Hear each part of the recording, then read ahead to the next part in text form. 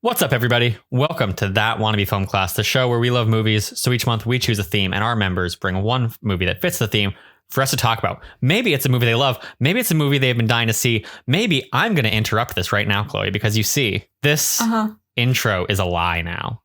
Oh. It's a deception. Whoa. Because I said that we each bring one movie that we want to talk about. But this is our first month where we have an extra week than we have people. Yeah. Because Logan is gone now, as listeners probably know, our old co-host. So this week we aren't talking about a movie that one of us chose like individually. This time we're talking about a movie that we kind of like collectively agreed on. Right. We put the feelers out there to the internet to see what they wanted us to watch. No one responded. No one said a thing. But we made a decision. Nice. And that decision is... Oh, I need to do the whole ramp up. I'm sorry. I've skipped ahead. I've missed the best bits. I'm Ben Bellevue, and I'm joined by the villain vixen herself, Chloe Naylor. Hello. Hello. This month is 420 in the world. It is April 2020. Today is also 421, which means yesterday was 420, and yesterday is when I watched this movie. So This is all very fitting. Perfect. But this month's theme is not about weed. Instead, our theme is 42069, where we discuss movies with a 69% on Rotten Tomatoes. And today we're talking Point Break. Yeah, Chloe, we are.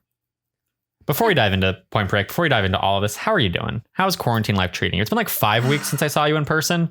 It feels like both longer and less time. Yeah, it's weird. I am dying. I'm dying. Sure. Yes. You've been playing a lot of video games, I feel like, on Twitch. A lot of video games. It's my coping. Yeah, I get that. You know, what have you been playing? Came out. It's great. Yeah. Everyone's hot in that. It's really everyone's attractive. What? Yes. The fuck? Right? I don't get it. Yeah. Oh my God. How far are you into it? Not very far. I think I'm on like the first quest with Tifa when you're walking around the like where the bar is. The slums. Okay. All right. Yeah, the slums. Gotcha. So I've not played much. I was reading Percy Jackson and the House of Hades because for some reason in my life, I love Percy Jackson, but something happened between my junior and senior year of high school, which is when like Mark of Athena came out in my junior year. And House of Hades came out in my senior year. And for some reason, in that span of time, I just kind of like fell off. I didn't pay attention when it came back. Okay, same here, because I fell off right around Mark of Athena. Yeah. I finally read that, but then... Mark of Athena wasn't... Like, I loved Son of Neptune. Maybe Mark of Athena just wasn't great. Maybe? I don't know. Maybe I was just really sad that they fell into Tartarus and I was really scared for them. That could have been it, too. Maybe. And also the space between the books coming out, maybe that played a part in it. I don't know. I mean, they come out like every year. I feel like that's actually pretty good as timing goes. That's true. But also I used to be a freak about reading. I read like 3 books in a week, but now I forgot how to read and I'm illiterate now. So that's my problem is like the issue I have with books is that I have a lot of trouble pulling my focus away from them. So I know that if I open a book, I'm probably just going to be sitting there reading it until it's done and it'll hurt my soul if I don't keep reading it. So maybe I was busy or I wasn't busy. I was a senior in high school. I didn't do jack shit. For some reason, I didn't read it. So I read that this past weekend and I did that instead of playing Final Fantasy because my priorities are straight. Nice. That's fine. Honestly, Final Fantasy's not going anywhere. Yeah, House of Hades was really good. Good. I should get back into it. I'm probably going to have to reread Heroes of Olympus because I've read the first 2 enough times to know, but I should reread at least. I reread Son of Neptune, or I skimmed Son of Neptune. Honestly, at this point, everything blurs together. I don't remember. Yeah. I definitely read parts of Son of Neptune. Okay. And I read the beginning of Mark of Athena, and then I just kind of like read the Wikipedia summary of the rest of it because I was like, I just want to I haven't finished these 2 books. I just want to get to them. Gotcha. Yeah. So then I read House of Hades, and here I am, 1 book away from. Is there one after House of Hades, or is Blood of Olympus? So that's the one I still need to get to. Gotcha. Awesome. So what happens? Who dies? I have no idea. Perfect. Who can say? I have somehow been avoiding spoilers for those for years. Me too. So I know that I know 2 characters stay alive because of reasons, but I won't say who they are because I don't want to spoil things for you. Gotcha. Thank you. Yeah. I want to be. Actually, I guess I know 3 characters stay alive. Well, here we are. An indiscriminate number of characters may or may not survive. Yeah, I mean the story of Heroes of Olympus is the prophecy of 7. So there's 4 other Half-Bloods just in that prophecy that could die. And then even more in the camps. For people who are listening to this and don't know Percy Jackson, I'm probably saying a lot of words that don't make sense to you. And that's your own fault. Read the goddamn books, you fools. They're so good. They're so good. I was talking to my sister because I've also been listening to. We're just going to talk about what we've been doing. Like this is happening now. Yeah, that's fine. I started listening to Hadestown, the music from the Broadway production, and very good, first of all. But I understand why everyone loves it. But I was telling my sister about it, and I was like, oh, this music is like an adaptation of Orpheus and Eurydice, but it's also incorporating like Hades and Persephone. And I was like, wait, Marie, do you know who Persephone is? And she was like, no. And I was like, that's so strange. That's so bizarre. I was like, do you know Greek mythology? And she's like, not really. And I'm like, what? That's so weird to me because I know everything about it because of Percy Jackson. I feel like there's a very specific, I don't know if it's like a group of people or an age or what. But I just feel like age range, yeah. I think I think it's probably like a bell curve. Like there's probably an age range where you have a higher chance of just knowing it, not because you're super into it, just because like Percy Jackson existed at the perfect time for you. Right. And then it probably like tapers off where when you get younger and older, it becomes more of like maybe they stumbled on Percy Jackson or maybe it just really interests them. But we were that peak. We were that middle ground where we're just like, oh yeah, Greek mythology. Hell yeah. So God good. of War was coming out back then too. Like, yeah, it was a renaissance for Greek mythology. And now we're here talking about Loki's and Thor's, and the Norse have taken over. I'm not complaining. Yeah, I like the Norse mythology. Yeah. It's pretty cool. Yeah. It's, yeah. Anything else you've been up to? Final Fantasy. Valiant is okay. Okay. Yeah. Not like highly sold on it then? It's, all my friends are playing it, so I'm like, okay, I'll play it too. I'm like, I gotta get used to like this stupid mechanic of standing still and shooting, because I'm used to like Apex Legends where you're like running, shooting, right, diving, all that. But I'm like, no, stand still, point, gun, shoot. I can't do that. Is that how it works? Is like you can't move when you shoot? No, because otherwise your bullets will just spray everywhere. Okay, interesting. You will have better accuracy if you're standing still. Okay. Yeah. That's not your style. You're not chaotic. You're too chaotic for that. I'm too chaotic for it. I need some like chaotic. Yeah. Apex where I am running around doing whatever, God knows what. Sure. Spraying bullets. Yeah, it's great. Awesome. How was your moment of Grievous in the Clone Wars? My 1 second I got of him killing me. They wouldn't totally render something like that. They absolutely would. They would, but I'm trying to tell myself that they wouldn't, so I can maybe have a little bit of hope. I need something to look forward to in this goddamn quarantine. That's fair. I'm dying. Meanwhile, I just love Ahsoka Tano, and I'm like, hell yeah. So you're thriving, yeah. I'm living my best life. I saw your little video on Twitter where you were like upset when it didn't cut away from Ahsoka versus Maul at the end of the episode to General Grievous, but and I was just sitting there like, as an Ahsoka fanboy, I'm living for this. Ending on Ahsoka Maul confrontation, hell yeah. I saw some rumors. I think one of my friends was like, I read a rumor that like the Mandalore arc wraps up next episode, and the next 2 we don't have episode descriptions, and they're actually extra long. So I'm like, I wonder. Interesting. Yeah. If they do like the fall of like Order 66. They do Order 66, if we see the whole Coruscant battle kind of right leading up to Revenge of the Sith. I feel like we won't. I know, but I want to have hope. Like the 2003 Clone Wars. Can we get a reimagining of that? That'd be great. We already have that. You did a little art. You had your. I did. I have your little reimagining art. Grievous. I forget what the animator who made that show's name is. Tartakovsky. Tartakovsky, yeah. Yeah. Yeah, you have your little art thing. A little art General thing. Grievous, Tartakovsky. Yeah, style. There's the Chloe lore everybody learns that I draw. The Clory. The Clory. Yep. Don't like that. Chlor? Even worse. It's chlorine. Yeah. Yeah. For audiences, her head is in her hand right now. Yeah. You emote so much like with physicality, and we are an audio-only podcast. I know that. It's fine. This is entertainment for you. Everyone else just has to hear my voice. I'm thoroughly entertained. Good. Great. Perfect. We should probably dive into Point Break. Yeah, maybe. Maybe. I'm sure people are riveted by our in-depth Clone Wars and Percy Jackson conversations, but they love it. You know what I found out? Huh. The writer for Percy Jackson, Rick Riordan. Maybe I shouldn't say this on audio. Cut it out. I can cut it out. Post. Okay. Yeah, I can cut it out if we need to. I'm thinking of a way to say it that might be okay, so I can decide later if I need to cut it out. Okay. We were this close to the glory of Rick Riordan. We're really close to that. Okay, yeah. Interesting. All right. I was going to say something else about a place near that place that we went to. But yes. That was a fun... Maybe let's not narrow down where our friends live for the listeners that are fans of them. Let's not. We will not do that. No. Just say place. Yes. Place. San Francisco words. Yep. San Francisco, big place. Yeah. Bridges, golden.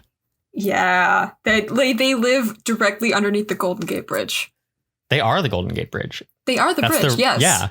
Each pillar is just like a different one of them. It's a different one. They transform back and forth. You're right, exactly. Yeah. Oh, God, what's going on? Who knows? We're doing great. It's fine. Quarantine is slowly breaking us. It is, yes. 100%.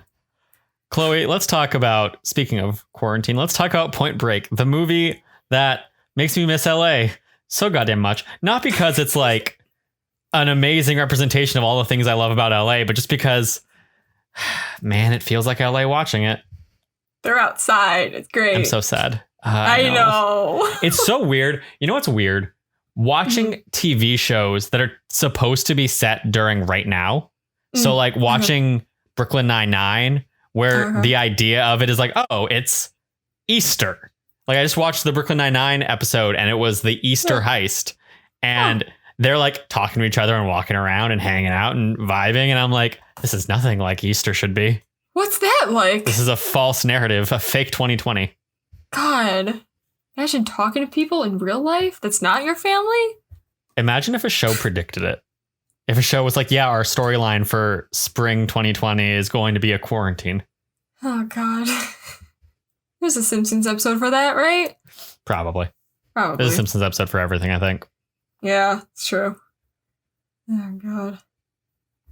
Chloe, like I've mentioned 5 times over, we're talking about Point Break. Point Break is a movie with 69% on Rotten Tomatoes. We chose it because it's talked about, I guess. I mean, like we mutually chose it. So, and I pulled up the list of options. So I guess I should have an answer to why we chose it. I feel like on my end, I've heard things about it a lot. It's one of those movies where like, I was kind of surprised at 69%, not because I know the movie, but just because I've heard about it so much. I was like, I assumed that was rated higher. Right. No, just cult classic. But. Yeah. I mean, it did pretty well in the box office too, but it's definitely not like a critically regarded film, or at least it wasn't when it came out. I think we picked it because we didn't like the other options that much. That is also true. I liked the idea of American Psycho. I just knew you might not. Yeah, probably not. But we chose this, and I'm glad we did. Aside from my deep longing for LA. For LA. It's fine. It makes you think of better times. It's true. Times where you could surf and vibe and chase after your bromance criminal.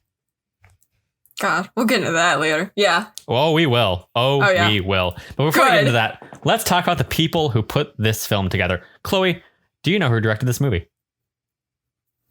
I do, actually. James Cameron's wife, right? Ex-wife, but yes. Ex-wife, but yeah.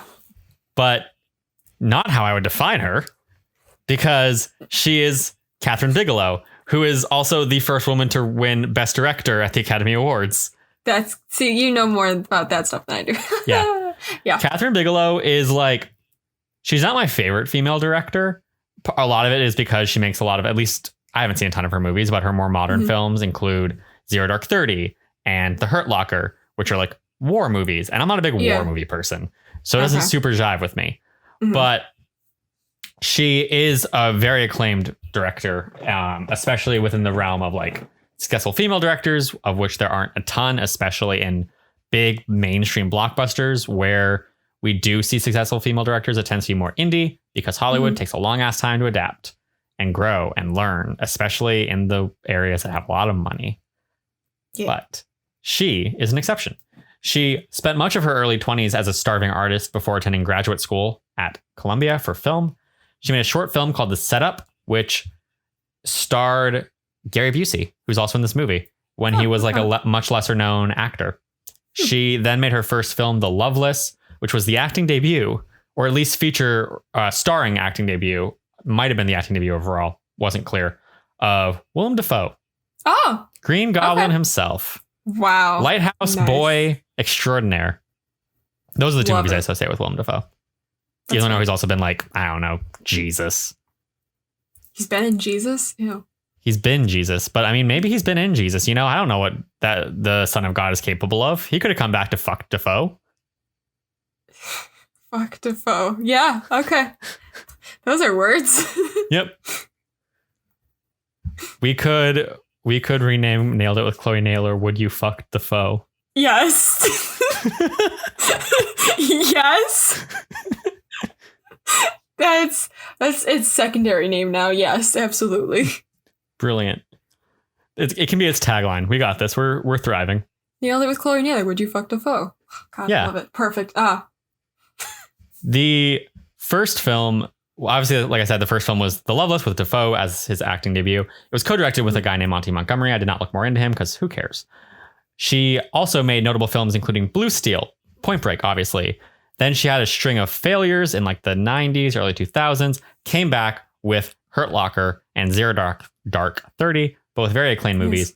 And then most recently she made Detroit, which I think got like middling reviews. I think John Boyega was in it. I don't know.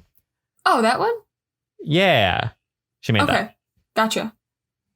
Her filmmaking style, a lot of her movies are not only like movies that include violence, but they tend to focus around violence as a theme. She also tends to embed issues of gender, race, and politics into her work. And she's known for using a lot of custom built rigs. So, for example, one of her movies that flopped was called Strange Days. And the movie didn't do well, but it did. She spent a year developing an innovative camera that approximates human vision for that movie. Don't know what approximating human vision means specifically. Don't know why cameras before that apparently didn't, but she did. Good for her. Okay. And like I said, she's the first woman to win an Oscar for directing. Love that for her. And yes, she was married to James Cameron for 2 years. Okay. Basically, like 2 years before this movie came out, she got married to him. And then when this movie came out, she stopped being married to him. Okay. The love story. Incredible. Riveting. The writer is W. Peter Liff. He is also the writer for Varsity Blues and Patriot Games. Those are the only notable things I saw on his IMDb. The cast includes some heavy hitters. We have Patrick Swayze as Bodhi. His first professional appearance was as a dancer in Disney on Parade. I don't know what that is. It was a TV show. Maybe it was a parade that you watched on the television. Who can say? Who knows? Could have looked into it. I didn't. Okay. He had minor success with The Outsiders and Red Dawn, and then gained massive mainstream popularity with Dirty Dancing, which got him a Golden Globe nomination. Dirty Dancing, another 69% movie. Oh, interesting. Yeah. He was then in Roadhouse and Ghost to follow, and then finally, that brings him to Point Break, the movie we're talking about. The same year as Point Break, he was also named People's Sexiest Man Alive. I get it. Yeah, he's very attractive. In 2009, he sadly died of cancer. Yeah. Yeah. Sucks. Opposite him, in the starring role, we have Keanu motherfucking Reeves. Yeah, Johnny Utah. He got his start as a correspondent in Canadian youth TV program in 1984. He had an earlier role with Patrick Swayze in a movie called Youngblood. He went on to make Bill and Ted's Excellent Adventure and followed that up with Bill and Ted's Bogus Journey. Bill and Ted's Bogus Journey and Point Break came out within a week of each other. It was Point Break and then Bill and Ted's Bogus Journey. Nice. The next year, he had Bram Stoker's Dracula. I am always struggling to say Bram Stoker. I don't know why, but I do. I do a lot. I keep thinking there's another R in there. After Dracula, he went on to do Speed, Matrix, Constantine, Scanner Darkly, one of those movies that Richard Linklater made that we talked about when we were talking about Dazed and Confused, where it's like rotoscoped animation drawn over. Okay, nice. So he was in that. He was also in Constantine, where he played Constantine. This is around the time that his career started to stall as an actor. He he didn't disappear, but he wasn't in like big prominent things. Mm-hmm. He made The Man of Tai Chi, a movie that he directed and produced. And then he also produced Side by Side, a documentary about the shift from film cameras to digital cameras and like when that rise took place, what it meant for film, how it kind of made it more accessible, but also like the dangers of losing film and the people who care about it. I watched that a long time ago. It was one of the first like film things I really learned. It was cool. Interesting. Okay. And then 2014, a little movie comes out, John Wick. And the Keanu Sans is upon us. Nice. You love to see it. He does some things after John Wick, does John Wick Chapter 2. He's definitely in public consciousness again. He's thought of again. And then we get to 2019, or as I'm going to henceforth call it, the before time. Because everything went to shit in 2020. You're right. But in 2019, he had John Wick Chapter 3. He also had Always Be My Maybe. He had Toy Story 4. They announced that he was going to be in Cyberpunk 2077. It was the year of Wick. And now, this year, we have him in the new SpongeBob movie. Bill and Ted 3 is coming out next year. And on the same day that Bill and Ted 3 is coming out, we also have Matrix 4. Will one of those move? Because it's weird to have two Keanu starring movies coming out the same day. Probably. That's but which one will it be? Who can say? Movies are still coming out. Oh, wait, sorry. I'm wrong. I got that wrong. It was not Bill and Ted 3 that is coming out at the same time as Matrix 4. It's John Wick Chapter 4. Okay. We're going to have two action movies starring Keanu Reeves on the same day unless one of them buckles. You love to see it. And the weird thing is, I don't know which one should. I don't know. What day are they planning on releasing this? I don't remember because I definitely didn't look up a specific date. I just know that they're the same day. But I feel like on one hand, Matrix is the Matrix. It's a big deal. Right. It's also been gone for a long time. Yeah. John Wick is like fresh and new, but also because it's fresh and new, maybe people aren't going to be as like, shit, Chapter 4. Who can say? It's a toss-up. You don't know. Yeah. Maybe let's go to war and we'll get to see the Battle of the Keanus. True. I'd watch that. I would too. Alongside our leading actors, we have Gary Busey as Angelo Pappas. He starred in Bigelow's short, like I mentioned. He's been in a ton of movies, so I didn't bother trying to keep track of all of them because seriously, it was a very long list. One of his earliest roles was in an 8-episode sitcom called Texas Wheelers, where he and Mark Hamill play brothers. Interesting. It is a very funny photo to see because they're like country boys that play music. And they look like a bunch of children. Oh my God. It's fantastic. Love it. He is also known for Lethal Weapon, Predator 2, Fear and Loathing in Las Vegas, and much more. He is an Academy Award nominee for portraying Buddy Holly in a Buddy Holly movie. He has done nothing notable that I saw, aside from like guest appearances on TV and reality shows since around the 2000 era started. So basically the century. He is a Trump supporter. However, he also experienced serious brain damage in 1988. And that's been causing a lot of problems. So I feel weird judging his decisions from a post 1988 standpoint, because I didn't see anything specifying what his political stances were and like what he was like before 88. But I just know that they've definitely like doctors have seen him and been like, yeah, this is causing you problems. We didn't think it was originally, but like this, you've had more of a brain injury than you thought you did. Oh, yikes. Okay. So he's kind of known for being crazy nowadays on like reality shows and stuff, but like brain injury. Yeah. Oh, okay. Yeah. Oh, jeez. Next up, not to just casually breeze past brain injury, but we're going to. Yeah. We have John C. McKinley as director Ben Harp. He got a graduate degree in acting from NYU. He did off-Broadway and Broadway work for a couple years before being discovered when he was John Turturro's understudy in a Broadway show. everything connects to Transformers for you, Chloe. Everything does. Interesting. Okay. Weird. This discovery got him an audition for Platoon, which he booked. He went on to do Wall Street, Talk Radio, and then Point Break. He, after Point Break, went on to do Seven and Office Space. Of course, I'm skipping over other movies that I don't know as well or care about. And finally, his, in my opinion, defining role, Dr. Cox in Scrubs. Interesting. Have you seen Scrubs? I feel like by your reaction, you haven't. I have not seen Scrubs, no. It is so good. I've heard. It's so good, Chloe. I know. Finally, we have Lori Petty as Tyler Endicott. She was Tank Girl in Tank Girl. And she was Lolly Whitehill on Orange is the New Black. I've never seen Orange is the New Black, but I guess that's a character that she is. I'm trying to remember who that is. I knew she Go looked for familiar. it. Do your research. Figure your things out. Doing my research. I'm just going to sit here and vamp. I'm going to speak.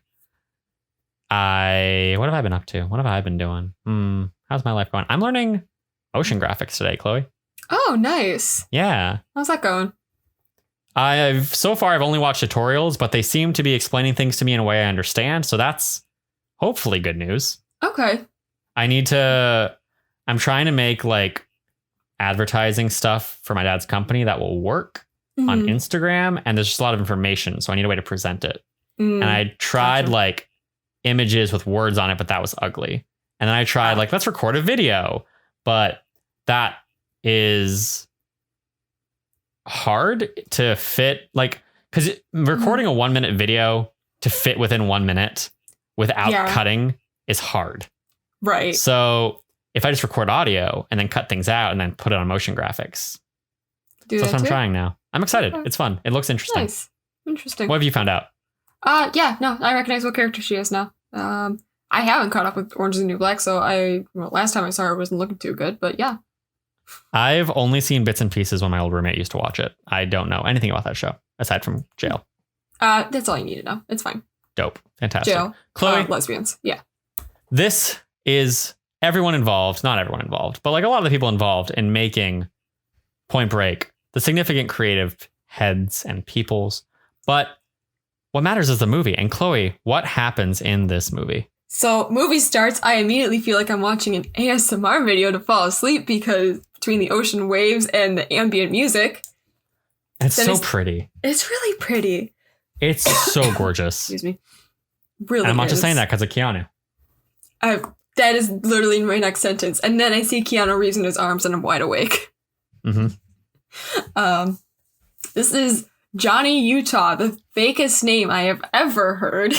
It's absurd. The names in this movie. They're so stupid. Our leading characters are Bodhi and Johnny Utah. Who are we going to have next? Hannah Montana? Pretty much. Oh my God. It's so stupid. The only other person I know named Bodhi is the pilot from Rogue One. So shout out. God.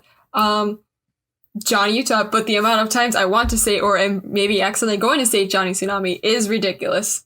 I definitely made that mistake already when describing this movie to my sister, so. Perfect. There's waves. His name's Johnny. How can you not? Yeah, it's hard not to. It's hard. Gosh. So he's starting his new job with the FBI, and I think his boss gets him confused for me because, like, he says, you know nothing. Actually, you know less than nothing. That's how stupid I am. Yes. And then he calls him a regular Blue Flame Special, which is so Patrick Willems, the video essayist, has a series on action, and the series is called Blue Flame Special. And the intro to it is that delivery by John C. McKinley of him saying, like, you're a regular Blue Flame Special. But I had no idea what that was from. So when that happened in this movie, I lost my shit. Nice. That was a scene. So Johnny's part of the bank robbery division investigating the ex-presidents, which is a bunch of dudes in presidential masks who are in and out of these banks in 90 seconds and enjoy flashing their ass cheeks as a thank you on their way out. But that may just be their downfall because Johnny's partner Pappas thinks these are surfers based on their tan lines. They played themselves. You know? They played themselves. I feel like they act like they're so smart. And like to a degree they are. They're a fairly functional team. Yeah. But I definitely saw them flash their ass and I went, that's not a good idea. Why would you do that? Yeah, no, why would you give the cops anything to work off Give them of? nothing. Give them nothing. Give them nothing, because they've robbed how many banks at this point in like 2 weeks? Yeah, like they're 30? efficient and they're good. Yeah. Like 30 or something ridiculous. I think it might have been 30 over wow. like a couple years, but still, that's a lot. Or 2 months, maybe. So, I don't know. A decent amount of time and a decent amount of robberies. And the cops had nothing on them until he showed his asshole. So, yeah. Oh, my gosh. So now it's Johnny's time to shine and infiltrate the surfers. His first time goes real great when he immediately falls and almost drowns. He has to get saved by a pretty girl who immediately calls him a moron. As he is. Oh, as he is. And I'm like, oh no, this is our love interest, isn't it? And then he's like, sure my name is Johnny Utah. Like, people talk like that. People are like, hello, person who saved me. My name is Ben Bellevue. Let me say first and last name, because you can definitely hear me over the waves. I think you'll be attracted to how absurd my name is. So let me make it clear. I'm not Johnny. I'm Johnny Utah. I am Johnny Utah. I am a wrestler with this dumb fucking name. Johnny Utah. What? Who? Okay. I just watched Fighting with My Family, speaking of wrestling. Yeah. And it was very good. Should I watch wrestling? I'm the wrong person to ask. I don't know anything about it. Neither do I. But it seemed kind of fun. Anyway, back to the movie. Yes. He tracks her down. He gives her a sob story about how his parents died in a car accident because, she's an orphan too. So, of course, you know, all girls like, oh no, let me take care of you. So, yes, she agrees to teach him how to surf. It's a smart lie, but you know it's going to blow up in his fucking face. You don't do that. Don't do that. If you're going to not change your dumb name, just keep the story. Like, you know, Johnny Utah. Either way, we meet our other star of the show, Mr. Patrick Swayze, Bodhi. Mm-hmm. Clearly the coolest guy on the beach. Naturally, everyone is kind of wary of Johnny and standoffish with him. Till Bodhi recognizes him as like the former quarterback from Ohio State. How you would recognize that? I don't know. I'm not that entrenched into sports, man. But sure. Okay. He was he was at like not the Pro Bowl. He was in a thing. He got to a thing. Football is the sport I know the least about, and college football, even less. Football's the sport I know the most about, but I'm not super versed in college football. But I think he got to like the college football version of the Pro Bowl. So he was good. Okay. That makes sense until he blew out his knee. So, ugh. So, yes, they recognize him as the former quarterback, and it was like, oh, never mind. You're cool. You're one of the homies now. Except for this rival group of super assholes who just want to fuck him up until Bodhi comes and saves him and they fight him off. So, sure. Yeah. So, Johnny gets better at surfing, falls more for Tyler. His boss gets mad at him. Yeah. They're not accomplishing anything. And I'm like, well, they're kind of undercover. You know, it takes a while. It's like, it takes a little while. Also, I understood for a second because it was like this outlandish surfer theory that that Papa's had. And I was like, okay, I get why like the boss isn't super happy that he put them on his assignment. And then Keanu Reeves was like, I'm doing it on my free time. And I'm like, then why the fuck does he have a problem with this? Yeah, it makes no sense. Like he blew up like that. But I think the only thing to be upset about is that Pappas came into the precinct wearing that shirt. Yeah. Or that Johnny came in with the fucking bright ass pink surfboard. Yeah. I thought explained it though. It doesn't fit in the car. It doesn't lock. And I'm like, that makes sense. Okay. That's true. That does make sense. I would, yeah. Yeah. So they talk about how the surfers are territorial and they go get hair samples from different surfer guys. Test that shit. Johnny continues being a surfer bro. Yeah. Keanu Reeves fully slips into his Bill and Ted persona, I feel like, during that hair scene where he's like pulling the guy's hair. He's like, nah, man, I just like saved your life, bruh. And I'm like, yeah, you know what you're doing. You know what you're doing. There was someone going to clear out your ear. You were going to die, bro. Yeah, fair. See, he hangs out with Bodhi at his party, where Bodhi talks about his like philosophies and his dream to ride this huge ass wave that comes from a storm that happens every 50 years. That's pretty cool. And then after a night surfing session, he sleeps with Tyler on the beach in the sand, my guy. Yeah. Don't do that. Look, I know things sound alluring from a distance, but sand gets everywhere, man. No, if you want sex on a beach, just order it at a bar. That's it. Don't go any further than that. Oh, God. Wow, what I wouldn't give to go to a bar right now and order that. Or anything. Or anything. I do have a drink right now, to be fair. I have water. Dude, I'm so excited. I have, like, a bunch of shit coming in the mail, and one of them's a mask. As soon as I get that, I'm going to Starbucks in the grocery store, and I'm getting myself a giant fucking Frappuccino.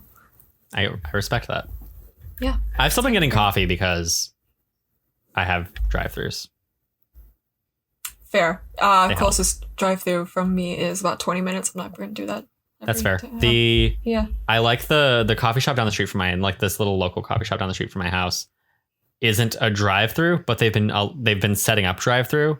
So basically you just like pull up in front of the coffee shop and they have someone out there and they're like, I'll get you a coffee. And I'm like, cool. And it's great. Nice. I love it. Okay. I miss being able to sit in a coffee shop, but what does the world come to? Who knows? Oh, God, who knows? Well, after he does that, he's late to his own FBI raid the next morning, which turns ugly when all the surfers pull out the heavy artillery, and even the girls they have in the house start stabbing the cops. My God. Mm-hmm. But then at some point, I start watching with my back turned because Johnny tackles a guy outside, and there's a lawnmower out there, and I'm like, I know enough about things. I'm not gonna watch this. Yep. The movie got so aggressive so fast. Like, and I'm like, not even, oh my God. Not even this scene, but like from the scene when he's at the beach and he meets these guys, these like rough surfer guys. He bumps into the guy on the ocean with his surfboard, and the guy, instead of being like, hey, watch where you're going, is like, you scuffed my board, and then hits him in the ocean. Yeah. And then these guys attack him. Mm-hmm.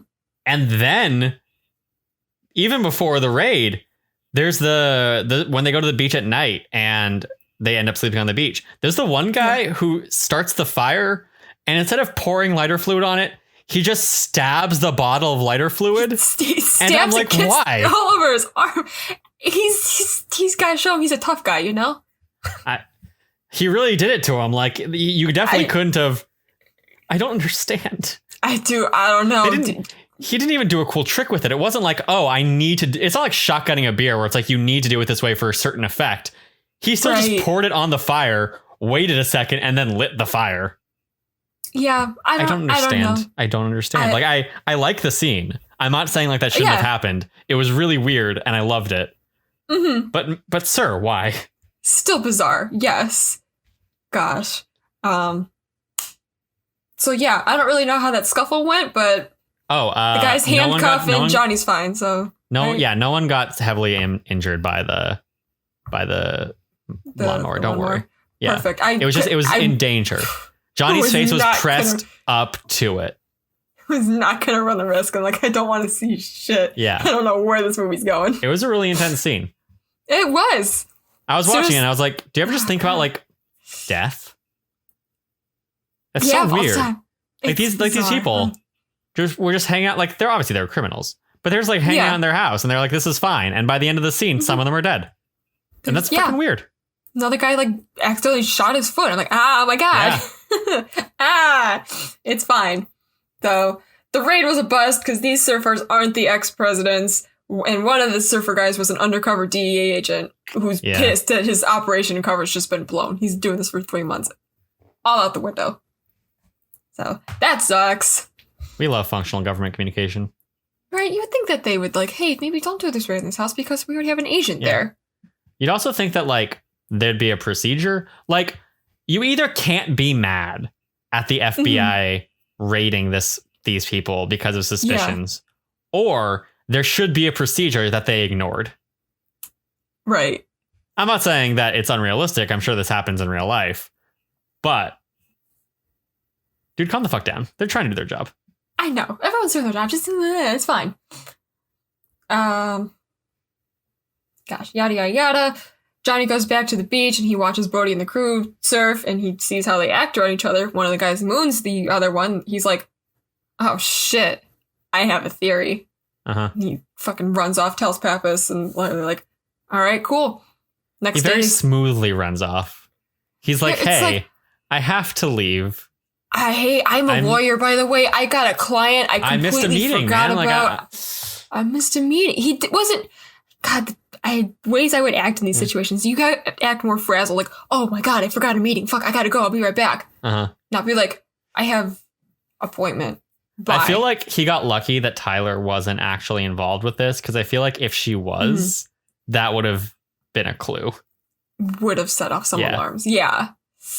But it's fine. So the next day they stake out a bank.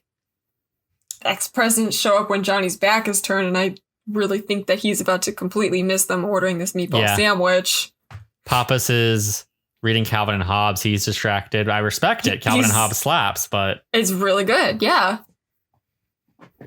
But it's fine. They see them. There's a car chase scene. They each ruin their cars, resulting in Johnny chasing the leader through the neighborhood through several houses. The dude throws a dog at him at some point, and Johnny drop kicks it. Like, yeah, he fucking punts that dog. he punts the dog. I'm like, the poor dog, but I'm laughing. Was not expecting that. Oh also, my God. Also, there was a little earlier when they're doing the high speed chase through Los Angeles. I was like, this is fun because like I know it's LA, so I can kind of try and like look to see if I recognize anything. I probably won't, but it's fine.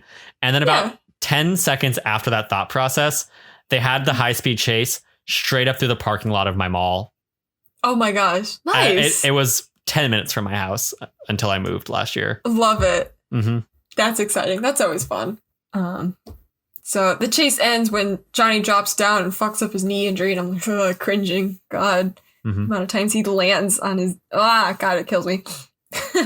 But he's got a clear shot at the leader, and he doesn't pull the trigger. You see his eyes. It's like, oh, fuck, that's Bodhi, isn't it? So, yes, later that night, we see Bodhi and the boys sitting around the campfire. And, like, some of the boys are like, hey, we should just take what we have and leave right now. And he's like, no, we're doing this to stick it to the system because they killed the human spirit. And I'm like, hell yeah, dude. I was like, I respect the idea. But he's like, we're going to make people believe. And I'm like, you're going to make people believe in their freedom by robbing banks? You're not fucking Bonnie and Clyde, dude. Calm down. Yeah, the ideas are there. Execution. I respect the idea of like, we need to show people that like, they don't have to live in servitude to the capitalist ideals. Yeah. But it's fine. Bodhi's morals don't exactly match up with his actions all the time. Especially as he gets more and more angry. Yeah, it's fine. Meanwhile, Tyler finds Johnny's FBI badge and breaks up with him at gunpoint for lying to her. Understandable. Very valid. Very valid. Very valid. He used her parents against her, like... Yeah. Yeah. You know, it's fine. Like, I feel for him. I get that, like, he was undercover. He wasn't really intending to use her that heavily anyway. She's not even involved in the criminal activity, so it's not like she's, like, going after someone or going after her. He didn't lie that heavily overall. Like, he still used his name and his backstory. Yeah, he just lied about his job and his parents. Yeah, but he still definitely manipulated her based off of her trauma, so... Yeah, it's not a great way to start a relationship. No. So... Don't do that, guys. I mean, to be fair, he wasn't trying to start a relationship with it. He was trying to do his job, and I understand that's also true. Yeah. Yeah. It's not his fault that he ended up having feelings for the girl that he needed to get into the surfing scene. Just don't His plan was just like, I will manipulate this girl into teaching me how to surf. It's not that big of a deal. Yeah, pretty much. Yeah. So that backfires. She runs off. Bodhi and the crew show up later and insists that Johnny come with them to go skydiving. Okay, sure. Yeah. Yeah. Then they're on the plane. They're all trading parachutes because obviously there's one non-working one for Johnny, right? The way they're all acting. But things go well. Boys have the time of their life. And although there's a point with the way it was shot, I thought Johnny was just going to get hit by an airplane. Just, it was shot so bizarrely. I'm like, I'm watching a cartoon. There's a plane coming. He's going to get hit. I definitely never had that thought, but it was shot in a way as he was like approaching the circle where I was something's going to happen. They're going to fuck with him or something. I don't know what. The music's ramping up and I'm like, okay, something's going to happen. Somebody's chute's not going to pull. But no, it was great. It's fine. Everybody, they vibed. Everyone lands safely, even though they pulled their parachutes way too late. It's fine. They're fine. I will say, I also really like this movie's music. Like during this scene and also just throughout the movie overall, I really like it. Very, very, a lot of good vibes. Yeah. So they land. Bodhi's like, hey, Johnny, I want to show you something. Pulls in the back of the van. Shows him a video he has of Tyler tied up, being held at knife point. And he's like, yeah. Forces him to come with them on their next robbery. Cool. So, yeah, then they're on the merry way to the next bank. And I've seen enough of these heist movies to know if there's an off-duty or ex-cop at the bank, things will go horribly wrong every time. I hate that every time the bank robbers go in, they're like, the money's insured. Don't try and be a hero. And me, as a nice, peaceful audience member who hates capitalism watching it, is like, they're right. I'm not saying what they're doing is right, but don't die for insured money of a bank. And every time there's the hero, and I'm like, why are you like this? And I'm like, don't do it. Just stay on the ground, please. I'm begging you. So things are going horribly wrong because Bodhi's like, you know what? We're going to go for the vault this time, despite us never doing that before. Perfect. And then the off-duty cop pulls the security officer with him, and they pull their guns and attempt to stop the robbery. They both die in the process. There's a whole shootout. Bodhi loses one of his boys. He knocks Johnny out as he leaves. It's a whole thing. So Johnny, while the cops are there, Johnny's arrested basically for being an accessory. But Pappas is like, no, it's fine. I got him. I'll drive you even after knocking out my boss. They still let me drive you to wherever we're going. It's fine. It's fine. It's fine. It's fine. But, of course, they defy their orders, head for the airport, because that's where Bodhi and his remaining boys are, loading up their plane to head to Mexico. You know what I don't understand about Bodhi's plan here? And I'm not saying that, like, I am fully logically right, because A, I don't understand how law works for federal agents and cops. And B, characters don't have to have, like, the perfectly correct thought process, because they're characters, they are flawed. Mm-hmm. But making Johnny not wear a mask, I don't understand the thought process, because I get the idea of like, oh, they'll see you on security camera, it'll be bad for you, you'll have to deal with that. I understand that. But if all of these criminals are wearing masks and the federal agent with them isn't, I feel like if I was the FBI and I saw him come in on video camera and everyone's wearing a mask and he isn't, I'd be like, oh, you're under duress. If you actually turned, they'd have given you a mask because they're good at this. Right. Now, and that's the other question I have is like, what's the limit for what an undercover agent's allowed to do? I don't know. I was wondering that too. Because I had that thing where I was like, oh man, he's like choosing his emotional attachment over this, over like his job. And I was like, but wait a minute. Yeah. There's an innocent life in danger. And these people are 30 for 30 for having safe arrests, or like not arrests. Sorry. These people are 30 for 30 for having safe robberies. So like, if I were him, even if I didn't know the person who'd been held hostage, like if I were a federal agent or a cop or whatever, I realize he's a federal agent, but I'm just saying like in general. Yeah. And I was put in that situation, I feel like I would choose, make sure this person doesn't die and assist with a robbery that will happen either way. Yeah. And that probably won't end in deaths based off of their track record. Obviously, it didn't go that way, but he had no way of knowing that. Like, yeah. What is he allowed to do? I don't know, and I think I'm going to do more research after this. I'm really curious. I was actually watching a video about, like, you know, those, like, technique critique videos about, like, this whatever job person watches movie scenes regarding that. So it was like, undercover cop rates undercover cop scenes. And he didn't go quite into detail about how much they're allowed to do. But, like, I want to know. We should have like an additional segment in our next episode, or just like put up an audio on Twitter, or just tweet it. I don't know. We should do something to answer that question, because I'm very curious. Mm-hmm. What can you do as an undercover cop? Yeah, because I feel like I would hope that if it's a situation of saving a civilian life and robbing a bank that will be robbed anyway, you're allowed to. I would hope. I mean, what did they say when they were arresting him? That he was an accessory to murder? Yeah. Okay. And, like, I guess that's technically true, but again, he's an undercover cop. Right. Like, where's like the guy who was the DEA agent who was undercover? Is it like, is he allowed? How much was he doing? Yeah. Yeah. How much was he doing? Is he only allowed because he's given the permission first? That seems kind of dangerous in an undercover situation to say, like, hey, you can do anything up to this point, but the second it hits that point, you have to pull out. Because, like, what if you're undercover and something just starts happening really fast and it's like, I don't have the time to get approval for this.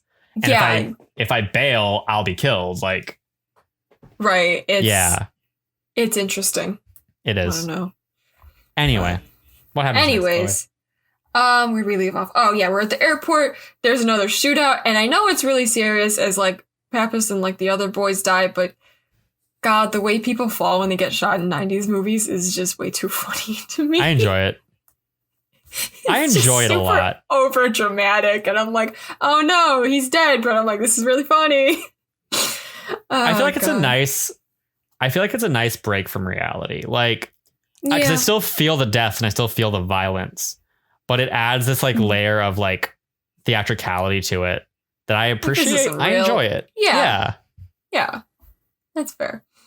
So Johnny's forced onto the plane, and then when they reach the jump zone, the drop zone, Bodhi puts his last friend, who's bleeding out from the gunshot wounds he has, by the way, into one of the last parachutes and takes the other one. And I'm like, Bodhi's fucking snapped. I feel like you can't really... That's so much stress to put your body under, falling at terminal velocity when you're bleeding out. He's already feeling cold, so, like, he's dead. He's dead before he hits the ground. The air is, like, breathing through your bullet wounds. Yeah. I mean, somehow he popped his chute, but, like, how did you not die just, like, immediately falling out of the plane? Mm-hmm. Sure. Okay. With no other options, Johnny also jumps out of the plane with no parachute, catches up with Bodhi, falls with him. Again, fucks up his knee when they fall. Oh my God. Like, every time he lands, I'm like, oh God, your knee, dude. Stop. That man's going to have so many knee problems when he's older. He's going to be like a 50-year-old man, unable to walk. Absolutely. He should have been limping way more after he fucked up the first time, but no. God. So he can't chase after Bodhi, who he escapes, meets up with Rosie, who has Tyler, lets Tyler go. She reunites with Johnny, and they watch as Bodhi and Rosie get away. And honestly, I thought that's where the movie was gonna end. Me but too. No, we're still going. God, sometime the time later. Jump happened, I got excited. Oh yeah, and I'm like, oh my God, he's got long hair, Keanu. He's hunting him down. He's a man with a mission. Hunting him down. Oh my God, it's crazy.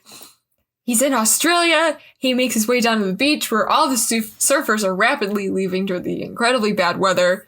But of course, there's the one person standing on the shore, and that's Bodhi, wanting to ride that 50-year wave he talked about earlier.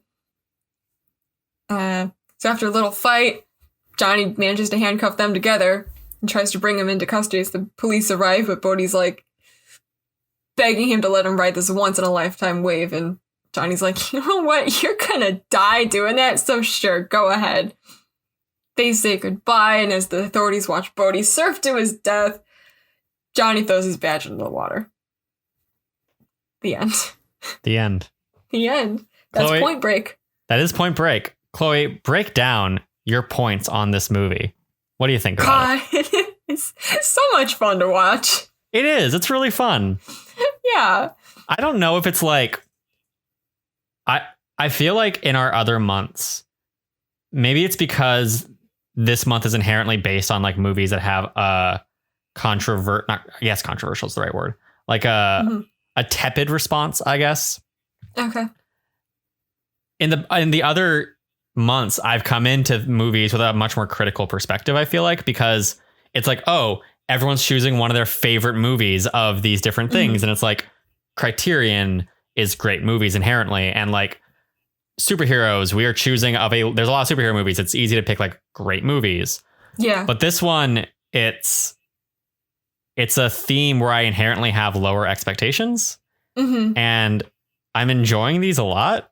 Oh, yeah. Like, I feel like I'm not looking for the flaws as much. I'm more just like, oh, yeah, this is fun. I'm enjoying this. Exactly. It's great. It is great. It's what I do with all my movie watching things. I used to be that way. That's why I quit magical. doing film. I stopped taking film classes. I'm like, this is going to lead me down a path that I don't want to be. I can't. It's okay. You can I think if you choose to balance it, you can. Because many people don't realize this about me within our friend group. But I'm the tame one. Yeah. Within my film school friends, I'm the person with some of the broadest taste. And I feel like that's partly just a choice. Like, I could have gone full film bro, but I didn't, because I didn't want to. I'm so glad, because we honestly wouldn't be friends. Oh, we definitely wouldn't have been. I wouldn't have liked myself. Yeah, no, if you're a full film bro, no, we would not get cut. Imagine us meeting and I was like, so what do you think about movies? And you're like, yeah, like movies are cool. And I was like, oh yeah, have you seen like Pulp Fiction? And then you just slap.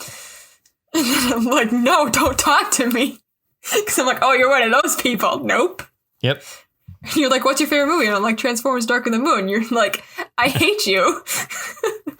Don't I, though? I mean, it's great. I pitched that we could have talked about Transformers Dark of the Moon this week. Twice. I mean, I thought those were jokes. They were to a degree, but also if you had said yes, I would have done it.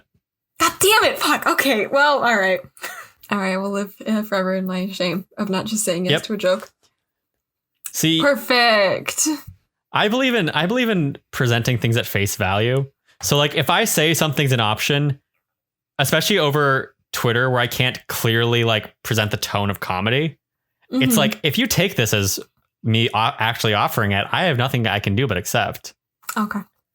It's like if I was talking to like, which is a good friend of ours to reference, I was talking to Moises and I was like, Moises, marry me. And he was like, okay, I'd be stuck. I'd have to do it. I mean, I feel like that exact conversation has happened. Yeah, but he hasn't committed. This is his fault. Gotcha. All right. This is a call out for Moises once again. This is a call out for Moises. I miss Moises. When was the last time I saw him? The last time I saw him was the wedding. So the last time you saw him must have been PAX East. Yeah. Oh my God, I haven't seen everybody. PAX East is your connection point to everyone. Pretty much. Yeah. Honestly, yeah, I think it's the last time I saw the majority of our friends and all the people we know. RTX. Besides the people that went to RTX, yes. Yeah. And then like the people who live in San Francisco. And besides them. But they're basically like the RTX crew anyway, so like... That's true, that's fair. Yeah. They really are. Yeah. Austin's just second San Francisco. Pretty much. Now I can't go to Austin this year, man, come on! I know, I'm sorry. It's like the first time in like 5 years I haven't gone to Austin. Yeah, no, I'm not going to Comic-Con for the first time in like over a decade, I think. God, I heard that was canceled. Weird. That's fucking whack. It's so weird. I feel so bad for San Diego businesses because like so many businesses, especially in downtown San Diego, really lean on Comic-Con for summer revenue. God, I was gonna like maybe go, or at least just to hang out. Yeah. It's like everything cool happening outside of Comic-Con. Can't do that. Rip. It's gonna go to Star Wars say Celebration. Maybe go like you could have gotten a ticket to Comic-Con. I know people. I'm not sure you do for this. That is a hard ticket to get. Yeah, no, I don't know if I was gonna get into Comic-Con, but like to hang out with people. There's so much stuff outside. You definitely could have. It would have been worth it anyway. Yeah. Anyway, in regards to Point Break, Chloe, what are your thoughts coming out of this? What are your general thoughts? Well, now I understand what Tony Stark was saying in Avengers, calling Thor Point Break. That was my first thought too. I saw Patrick Swayze and I was like, I see. I was like, oh, I get it now. Point Break. Yeah, oh, okay. that makes sense. Yeah. Okay. Blonde. Okay. Yeah. You're funny, Tony. Okay. I comedy. Get it. Oh, man. You have jokes. He's got them. Now he's got none. Oh, God. Oh, okay. Rip. That hurt me to say. Wow. Ooh. Ouch. Okay. Anyways, yeah. How does it feel to be emotionally attached to the fate of Marvel characters? Dude, every single fucking character I've ever liked. I need to stop liking characters because they'll just die. The problem is, Chloe, whenever you put an investment into something, that thing dies. Characters, dead. Events, dead. Mm-hmm. I'm fairly certain the first boy you date that you're like heavily committed to will also die. Oh, God. It's so upsetting. That's why I can't find a decent. Oh, okay, that's why. I get it now. I'm saving myself the pain. They can sense it. They can sense it. You know, that makes a lot of sense, honestly. Yeah. Okay. Yeah. We find out that you're like the descendant of a cursed Greek. Bring this back to Percy Jackson, and this is just like, this is your life now. Yeah. This is my life. Awesome. You're a demigod. It's fine. Not like this. Yeah, we want to be a demigod like the characters reading the books, you know, the ones who start being thrown into warfare at the age of 13 and have to watch their friends die throughout their teenage years and wonder if they'll even survive into their adulthood. But they got cool lightning powers. That's true. You know? That's true. You win some, you lose some. I like that you've leaned into the idea that you'd be the child of Zeus, which I fully stand by. I have never heard that before, but honestly, I'm a fan. So yes. Yeah. I'll take it. You, Jason, Grace, and Talia. Perfect. Mm-hmm. Perfect. Anyways. We're talking about Point Break. Point Break. I really like the action in this movie. When I was reading about Kathryn Bigelow, one of the things they were saying is that like she has a very unique sense of action, and I feel that because I feel like tell me if you agree with my assessment here.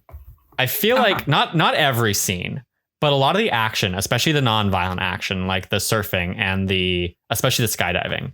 Mm-hmm. First of all, the skydiving was like weirdly like a ballet, like with the music and the way they moved, it felt like a ballet. And the thing I'm kind of taking away from this is that, and I know Kathryn Bigelow like deals with gender and stuff, and I feel like this movie kind of has this sense, especially in those scenes, of like confronting the idea of masculinity.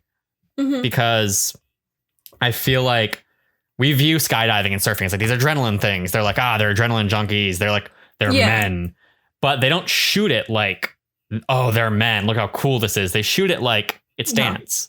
Like the line between what we view as feminine and what we view as masculine isn't as different as we think it is. It's just the presentation of the form. Right. And I thought that was super interesting. Mm-hmm. Like if someone like Michael Bay directed, it'd be like choppy, edit. It'd be, he's chaos. You know? All these things happening, explosions. Exactly. But I really like the way that she frames it of like, and the first scene too, when we're cutting between the scene of Keanu Reeves doing the shooting range, and then we cut to the scene of, and we cut back and forth with, I'm assuming it was Patrick Swayze surfing, or at least someone surfing, and. Right. I thought that was really interesting because it kind of, it presents our hero as this like violent, aggressive, chaotic person. And then it counters that with like, here's our criminal and he's surfing and it's beautiful. And he's like going with the waves and it's shot beautifully and the music's beautiful. And the side of the good guy, quote unquote, is chaotic and violent and aggressive. And the side of the bad guy, quote unquote, at least right now, is like calm and serene and beautiful. And that was a really interesting way to like, I really like what this movie does with its violence and its themes of violence and its themes of action. 100%. Yeah. Nice, cool balance. Yeah, I enjoyed it. Now, I referenced the skydiving scene. That is one of my 3 favorite scenes of this movie. One of mine too. There we go. All right. So that's what I was going to ask. Chloe, what are your 3 favorite scenes of this movie? So let's talk about that skydiving scene for a second, because that scene, it's real good. It's so good. It's really good. It's beautiful. I think Johnny's going to get hit by a plane at some point. But it's great. I don't think I've ever liked a skydiving scene as much as that.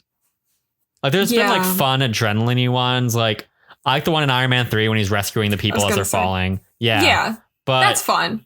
It was just like, I feel like I felt the appeal of skydiving. Actually, the skydiving scene in Godzilla is really cool, but that's just like kind of visually dope because of the red trails. That's really cool. Oh, so good. That movie's very pretty. But I feel like most of the times I see skydiving, it's like adrenaline filled. It's, action and fast paced and all this kind of stuff. And I don't know. I don't know if I'm right because I've never been skydiving, but I feel like the way it's presented in this kind of felt more like true. It felt like that probably is how it actually feels. And it was the first time that I really understood the appeal of skydiving. Me too. This is like the first, I would never go skydiving. I saw this. I'm like, okay, well, maybe. I get it. Yeah. I get it now. It does seem like you're flying. It seems graceful. One step closer to understanding why my dad shattered his knee being an idiot skydiving. Oh, God. Okay, never mind. I don't want to go skydiving. No, it's fine. He was legitimately just being stupid. Oh, okay. Yeah. He was like, my dad's listening to this. Correct me if I'm wrong. I believe it was that he was going down and he'd done it many times. And he went, I wonder what would happen if I landed the reverse of the way I'm supposed to land. Like an idiot. How are you supposed to land and how did he land? Well, I think he switched which leg was which. So gotcha. I'm assuming presumably that should work because I don't see why it wouldn't. But if it's not what he's used to, then probably it would not. He landed wrong. Yeah. Ooh, God. This is me trying to remember a story I've been told a long time ago. So I could be a little off on the specifics of how he did it. Okay. But still. But I definitely know that it was him making a decision. Yes. Life is full of many of those. I think my problem is I just hate this feeling of falling. That's also true. Yes. I like the idea of skydiving. I just know that I hate the Tower of Terror or Guardians of the Galaxy now and roller coasters because I don't like that feeling. So skydiving, I just assume is a prolonged version of that feeling. Yeah, which again, adrenaline. Want that in my life. So, yeah. You want to go indoor skydiving? Let's do that when this is all over. Yeah, let's do that. Perfect. When you move to LA, we'll go indoor skydiving. Yes. All right, sounds good. Perfect. Chloe, what is your second favorite scene? The scene on the beach where Keanu Reeves is in a crop top. Which one is that? I think they're playing football. I think that's the one. Oh, yeah. When they're like, you're like the football star from Ohio. Yes, only because he's in a crop top. I respect it. Yes. Great. I really like the scene when they're stealing the hair on the beach exclusively for Gary Busey. The Keanu Reeves part of it, fun, enjoy it. The Gary Busey part where he's like, I'm a federal agent, snip. Yeah. And then he walks off and then it's just he cut my hair. Fucking stoner guys, poor dudes. That was good. That was really fun. Also, that scene is shot 5 minutes from where I went to school as well. A lot of stuff shot in the general vicinity of where I lived, West Los Angeles. So that was another one where I was like, I know the beach very well. Very nice. Oh, love to see it. The scene earlier too, when they're when they're on the pier and they're talking about surf culture or something. Mm-hmm.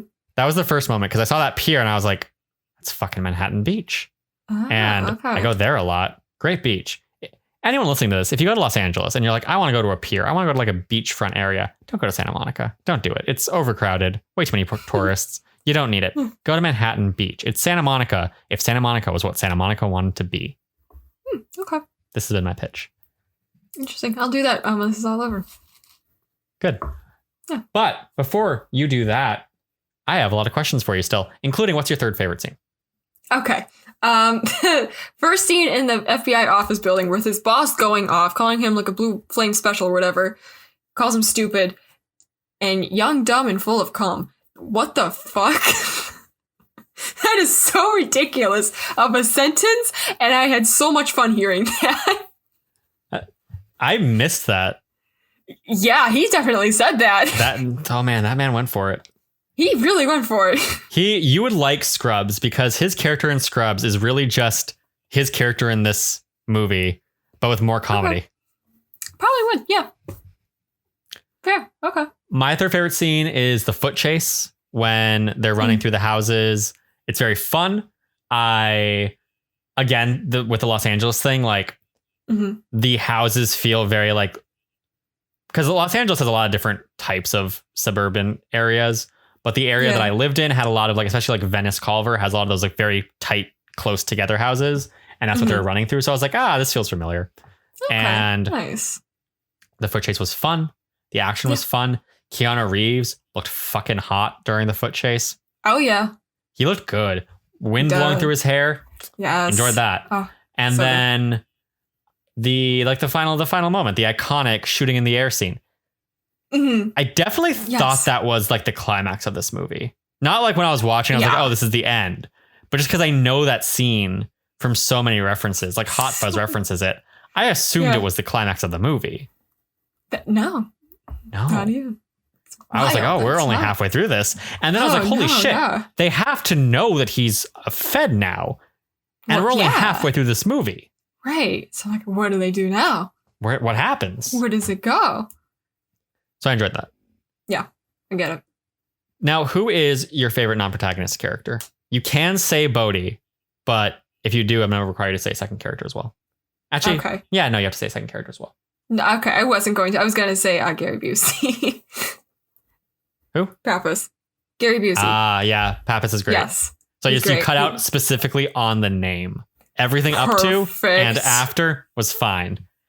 But yeah, no, Pappas is great. Censoring myself. Yeah, Pappas is really fun. Pappas is my choice too. Like, he's fun. Yeah. I was really sad when he died. I enjoyed the dynamic between him and Johnny Utah a lot. They were fun. They were a fun time. I liked his dumb undercover bit every time. He's looking for a dog. He's looking for a kid. Yeah. Like, someone stole my thing. Yeah. It was like, oh, yeah, whatever. He's looking for something. He's like, oh, I don't know, but you should go check with those 4 guys down there. And Bodhi's like, yeah, you fucking starting shit. I was also tense, too, because like when he ran around the corner, I was like, oh, shit. He's going to blow it for Johnny. Right. Oh, my God. No, it's great. Well worked out. And I like that he figured out the surfer thing. Like, I like that it wasn't like Johnny came in with this old, like, worn out detective and he's like, I'm going to figure it out. You don't know anything. And it was like, no, like, he's a good detective who genuinely figured out something smart. And Johnny's like kicking his pants to really pursue this. Yeah.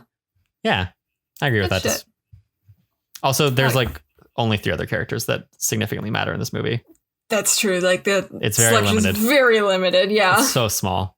This brings me to general questions about the movie. Okay. Chloe. Yes. This movie's so pretty. It really is. Like, it's shot beautifully. I think Kathryn Bigelow did a very good job. But also, I miss how pretty old movies just inherently were. Mm-hmm. They aren't... Like the 90s thing with the random B-roll, all the waves and all that, sunsets. And also just because, I don't mean to be like, oh, shooting on film is better, because I don't think it is. But in the 80s and 90s, and before that, you had to shoot on film. Right. And film, it takes less work to make film look good. It just kind of inherently looks good. And we have so many movies now that I feel like look too clean and like not well color corrected. And they're just kind of flat and boring. You can say Marvel movies. It's okay. Yeah. I mean, I wasn't only referring to Marvel movies, but yes, Marvel is like a very good example to look at. I'm just like, it's a lot of Marvel movies are ugly. And then you look back and you're like, oh, these are, but really any blockbuster, like not any, but 70% maybe of blockbusters nowadays, I feel like are kind of ugly. And you look back at the 70s and 80s and you're like, these are all pretty. Even bad movies are kind of pretty. They might be shot poorly, but aesthetically, they probably look pretty good. Yeah, exactly. Yes. Like there's a warmth to them. And again, I'm not trying to say like film is better. It's not. It's just like, it just has a certain aesthetic that it's nice. Yeah. And I saw a video with Steve Yedlin, I think that's his name, who is a cinematographer for all of Rian Johnson's movies. I might have talked about this before, but he did a comparison of he shot something on film and then shot it digitally and then color corrected them to be as close to the idea he wanted as possible. And they looked almost identical. You could not tell them apart. And even if you could tell them apart, it's only because they were like next to each other. You definitely wouldn't have been able to tell if you weren't watching them side by side. So my point is, like, I'm not sitting here saying you can't make digital films look like you want them to or look like films. It's just films come out looking that way. Yeah. And digital films require the work to get them that way. And a lot of movies don't do that. It makes me sad. Movies used to be so pretty. I know. There's still some good ones. There's still days. plenty. There's still gorgeous ones now. It's just like, oh yeah, I'm like even in the MCU, Iron Man, the original Iron Man, and the original Captain America and the original Thor were shot on film, and they look so much better. They're so great. pretty. If only Thor was not filmed at like a 45-degree angle. Yeah, that's true too. Yeah, Dutch angles, man. So many Dutch angles. So many Dutch angles. You're watching the whole movie with your neck craned. Good thing we didn't watch Les Mis. Oh man, yeah. You think Thor's bad? Les Mis worse. Oh no, but you know, Thor at least is a visual language for it. Like in Thor, it happens, and you're like, I understand what you're trying to convey. In Les Mis, it's just like, why is this image like it's a flat image? Like it's like two kids looking at each other, but turned, and I'm like, what is happening? Oh, that's whack.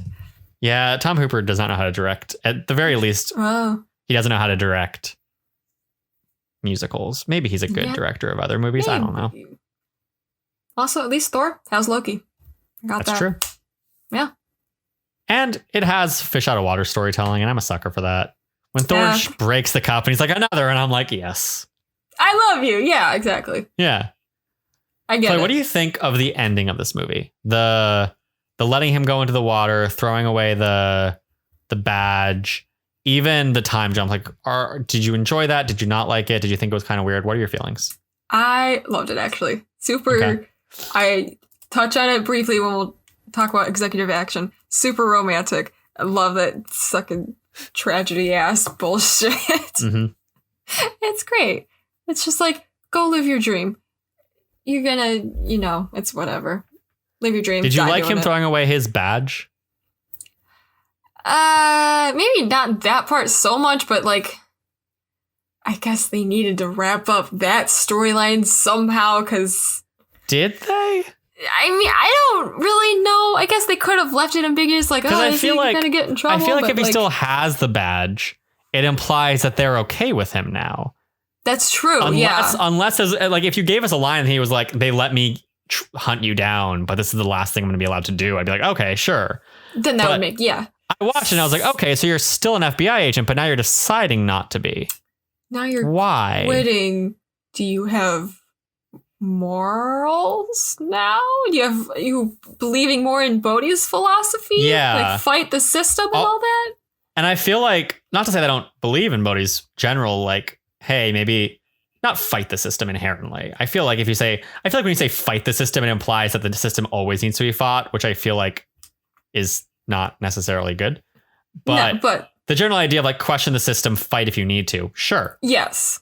But Bodhi's also his core, like the way his story ends is him going off the deep end and basically throwing every moral he has out the window very easily. Very quickly. So why would he turn towards Bodhi's philosophy? That doesn't... It brings me to another question, an attached question. Okay. What do you think this movie's theme is? What's it trying to say? See, like, I saw that and I've been thinking about it and I'm like, I don't know. No! Because generally when you have like an antagonist and a protagonist, there's a level of like, at least if they're good, there's a level of like the antagonist is the antithesis of the protagonist. And the antagonist's perspective pushes the protagonist to change. So like a great example is Black Panther, where it's like Killmonger. Killmonger has a belief of like, we should not be isolationist. And his way of going about that is wrong. But the idea we should not be isolationist is good. And that pushes Black Panther to learn and be like, you're right. I'm not going to do this the way you're doing it, but I'm going to do it. Yeah. And this movie, it's like Bodhi's philosophy. He throws his own philosophy out the window. So it's kind of like him learning. It's kind of like him having a growth of like realizing that it's all talk. So it almost, I feel like on one hand, the film almost argues that like, hey, this philosophy, it's all talk. You're a criminal. That's what you are. You can put any fancy word on it you want. You can build any philosophy around it you want. But at the end of the day, you are a criminal out for yourself. And when the chips are down, you will choose yourself, which is what happens. Right. But then he throws his badge away. So I'm like, is it saying that the cops are also bad? Because I feel like nothing this movie does tells me that. Like, they're kind of dicks to Johnny, but these are criminals who are robbing banks. They do eventually get in over their heads and kill people. Like, I don't know. It's very bizarre. Yeah. I really like the movie. But I don't know what it's trying to say. No. The theme? Who fucking knows? Is it a good time? Yes. It's a great time. I really enjoy it. Oh, yeah. Chloe, there's a remake of this movie. Why? In 2015. Why? Why was there a remake? I did a little very brief research into what this remake is. Okay. And I know that there is no more Tyler, but there is a character named Samsara, because you can't have a completely gender neutral name for your love interest for some reason, I guess. No. I know that her story ends worse than Tyler's does. I don't know what that means, but they just implied something bad happens. Okay. And I know that Bodhi is more of like a low key terrorist, but like with ideals. So it's not bank robbers. They're like, we're blowing up this mine to stick it to like miners and stuff. And we're raining money down on like impoverished people in South America. And I'm like, okay. And then apparently the action is taken up to like 1,000,000-fold.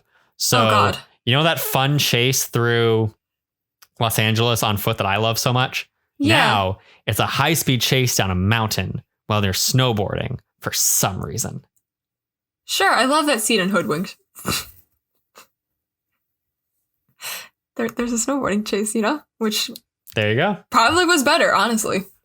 I wouldn't be surprised. I mean, I don't understand. Because I looked the remake up because I watched this movie and I was like, what is there to remake? Like, there's nothing about this movie. Keanu Reeves and Patrick Swayze in a movie together, and you want to remake that? You have great actors, and nothing in this movie is limited by the effects of the era. There's no point where I was like, oh, you wanted more here, but you couldn't pull it off.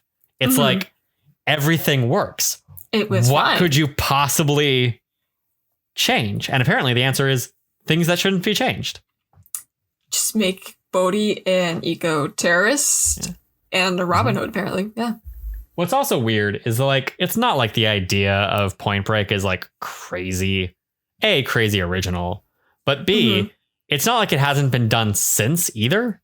Yeah. Because Point Break and the Fast and Furious original movie are the same movie. There's some differences in the end, but the Fast and the Furious original movie is a blatant ripoff of Point Break. Nice. Have you seen it? Have you not seen it? I really want to watch these dumb movies. Okay.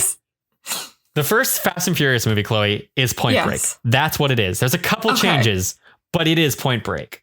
So I've heard. I expected certain things from this movie because I was told it was Point Break, and there were some differences where I was like, oh, that's interesting. Like when they find out that he's a Fed halfway through the movie, I was like, oh, that's interesting, because in Fast and Furious, I think, at least if I remember correctly, it's been a little while since I saw the first movie, I think they find out he's a Fed much later in the movie. But the point is, they're the same movie. You have it's set in Los Angeles. You have an undercover FBI agent infiltrating people who steal things and are also super into a certain culture. In Point Break, it's surfing. In Fast and Furious, it's car culture. You have like high speed car chases. You have a lot of shots of just like them racing for fun. You have a love interest who has a connection to the main criminal. In Fast and Furious, it's his sister. In this, it's just like his ex, I guess. But they're the same movie. They're the same movie. It seems like it, yes. Yeah. Okay. Cool. Anyway, I wrote down love stories on this, and I don't remember why. Oh, I know why I wrote this down. I'm going to say that for executive action. It's fine. Oh, okay. Chloe, how do you feel about violence versus action? And what I mean by this is like, this movie has some scenes that are extremely violent. The scene when they break into those surfers' house and raid it is very, very like explicitly violent. Gunshots, bullet wounds, like all those things.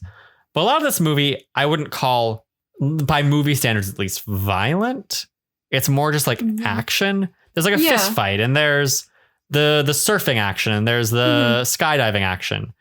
And when you're looking for an action movie, do you feel like you want that violence itself, or is it more like the action that draws you? I feel like more like action, but nowadays action equals violence. Yeah. It's like, oh, it's an action movie. They're going to punch each other. That's, yeah. And like, I definitely love myself a good violent action movie that does it well. Like, I really love action movies, first of all. But like John Wick is a great example, just like with Keanu Reeves, of like very good. I would say, here's a great example. John Wick versus The Matrix. I feel like The Matrix isn't like, it's a lot of fist fighting, which I realize is violence. But by film standards, it feels a lot more like martial arts is kind of a dance. So when you're watching 100%. The Matrix, it feels a lot more like you're watching dance, a ballet, like movement as action, not violence as action. And then when you watch John Wick, it's like, yeah, there's a beauty to the way this is choreographed. There's some cool stuff happening. Yes. Yeah, I don't know if you've seen John Wick Chapter 3, but it's a very cool knife fight that is like insane. But it is a lot more just like, hey, look, violence. And nice. I miss this kind of action. I miss the action where it's like, hey, we're an action movie and our thrills are not just, hey, we're stabbing a bunch of people, we're shooting a bunch of people. It's like, we're skydiving and we're surfing. We're gonna like jump out of a plane. We're gonna surf some huge ass beauty waves. To this. Yeah, it's really pretty. I really liked it. Yeah. It is. It is a good time. So this brings us to things you may not have known. Chloe. Yes. Did you know that Kathryn Bigelow tends to go extreme as a filmmaker? And in this movie specifically, she was on the plane as they filmed Patrick Swayze jumping out of it. Wow. Yeah. Okay. And she also paddled out on longboard or leaned over a boat to get the shots of Keanu surfing. Nice. Which she's cool. I can't imagine the physical stress of paddling out with a camera rig on you. Yeah. I would be terrified. They might have had something to keep it safe, but still. Yeah. That stressed me out. This movie was almost made in 1986 with Ridley Scott directing it. Ridley Scott, obviously, of Blade Runner and Alien fame. Interesting. Names that were attached to play Johnny Utah at that time included Matthew Broderick, Johnny Depp, Val Kilmer, and Charlie Sheen as possible considerations for the role. I'm glad Keanu got it. I think I'm so glad too. The only person on this list that I think could have done a decent job. No, I don't have. There's no one on this list that I think could have done a decent job. No. Maybe Johnny Depp. Maybe. I like Keanu as Johnny Utah. He's a good Johnny Utah. Yeah. That fake ass cowboy name. Although W. Peter Iliff was the only credited writer, James Cameron says he and Bigelow did a lot of rewriting for the film. And I feel like I see that because there are a lot of themes in this movie that, based on what I've read about Kathryn Bigelow, seem like a Kathryn Bigelow-ass theme to put in the movie. Okay. Originally, the movie was called Johnny Utah. Just Johnny Utah. They just really leaned into that name. They're like, hey, Johnny Utah. We came up with something special here. And then it was changed to Riders on the Storm. It was named after a Doors song about surfing, I guess. But nothing about the movie actually like referenced the song. So they decided to change it because they're like, why would we use this reference when we're not? Fair. You know, yeah. Swayze made 55 sky jumps for this film. He's crazy. Swayze's crazy. He's intense. Wow. When I was watching the movies that made us episode on Dirty Dancing, which is also a Patrick Swayze movie, obviously, they were talking about like how committed he is to the roles he does. And so just like he had a hurt knee, much like Keanu does in this movie as Johnny Utah, not like as an actor, but he had a hurt knee during Dirty Dancing, and he would do jumps off of stage for the part. And they're like, we can stop. Yeah. You're injured. And he's like, no, I'm doing it. Oh my gosh. Yeah. He's wild. After this movie, Keanu Reeves took up surfing as a hobby. None of the actors, or at least none of the leads, knew how to surf. So the girl who played Tyler, Keanu, and Patrick all didn't know how to surf. They were taught. Apparently, they were quite bad at it when they were being taught by a professional surf instructor. But Keanu kept up with it after, and he keeps surfing. Cool. Good on him. Rolling Stone called Point Break the greatest female gaze action movie ever. You know, they're not wrong. I see it. I feel like it's definitely shot with a perspective that I don't see in action films, and I love that. Oh, yeah. Guys, dear white straight men in the audience, if you have any power in Hollywood, or if you ever do have power in Hollywood, maybe you will, maybe you won't, I don't fucking know. Or anywhere, really. Diversity. It matters. And I'm not going to appeal to you on the grounds of just like ethically care about diversity. You should. I'm not going to appeal to that. I'm going to appeal to your better interests or worse interests. You know what I mean? Yeah. Have diversity because it's unique and more interesting.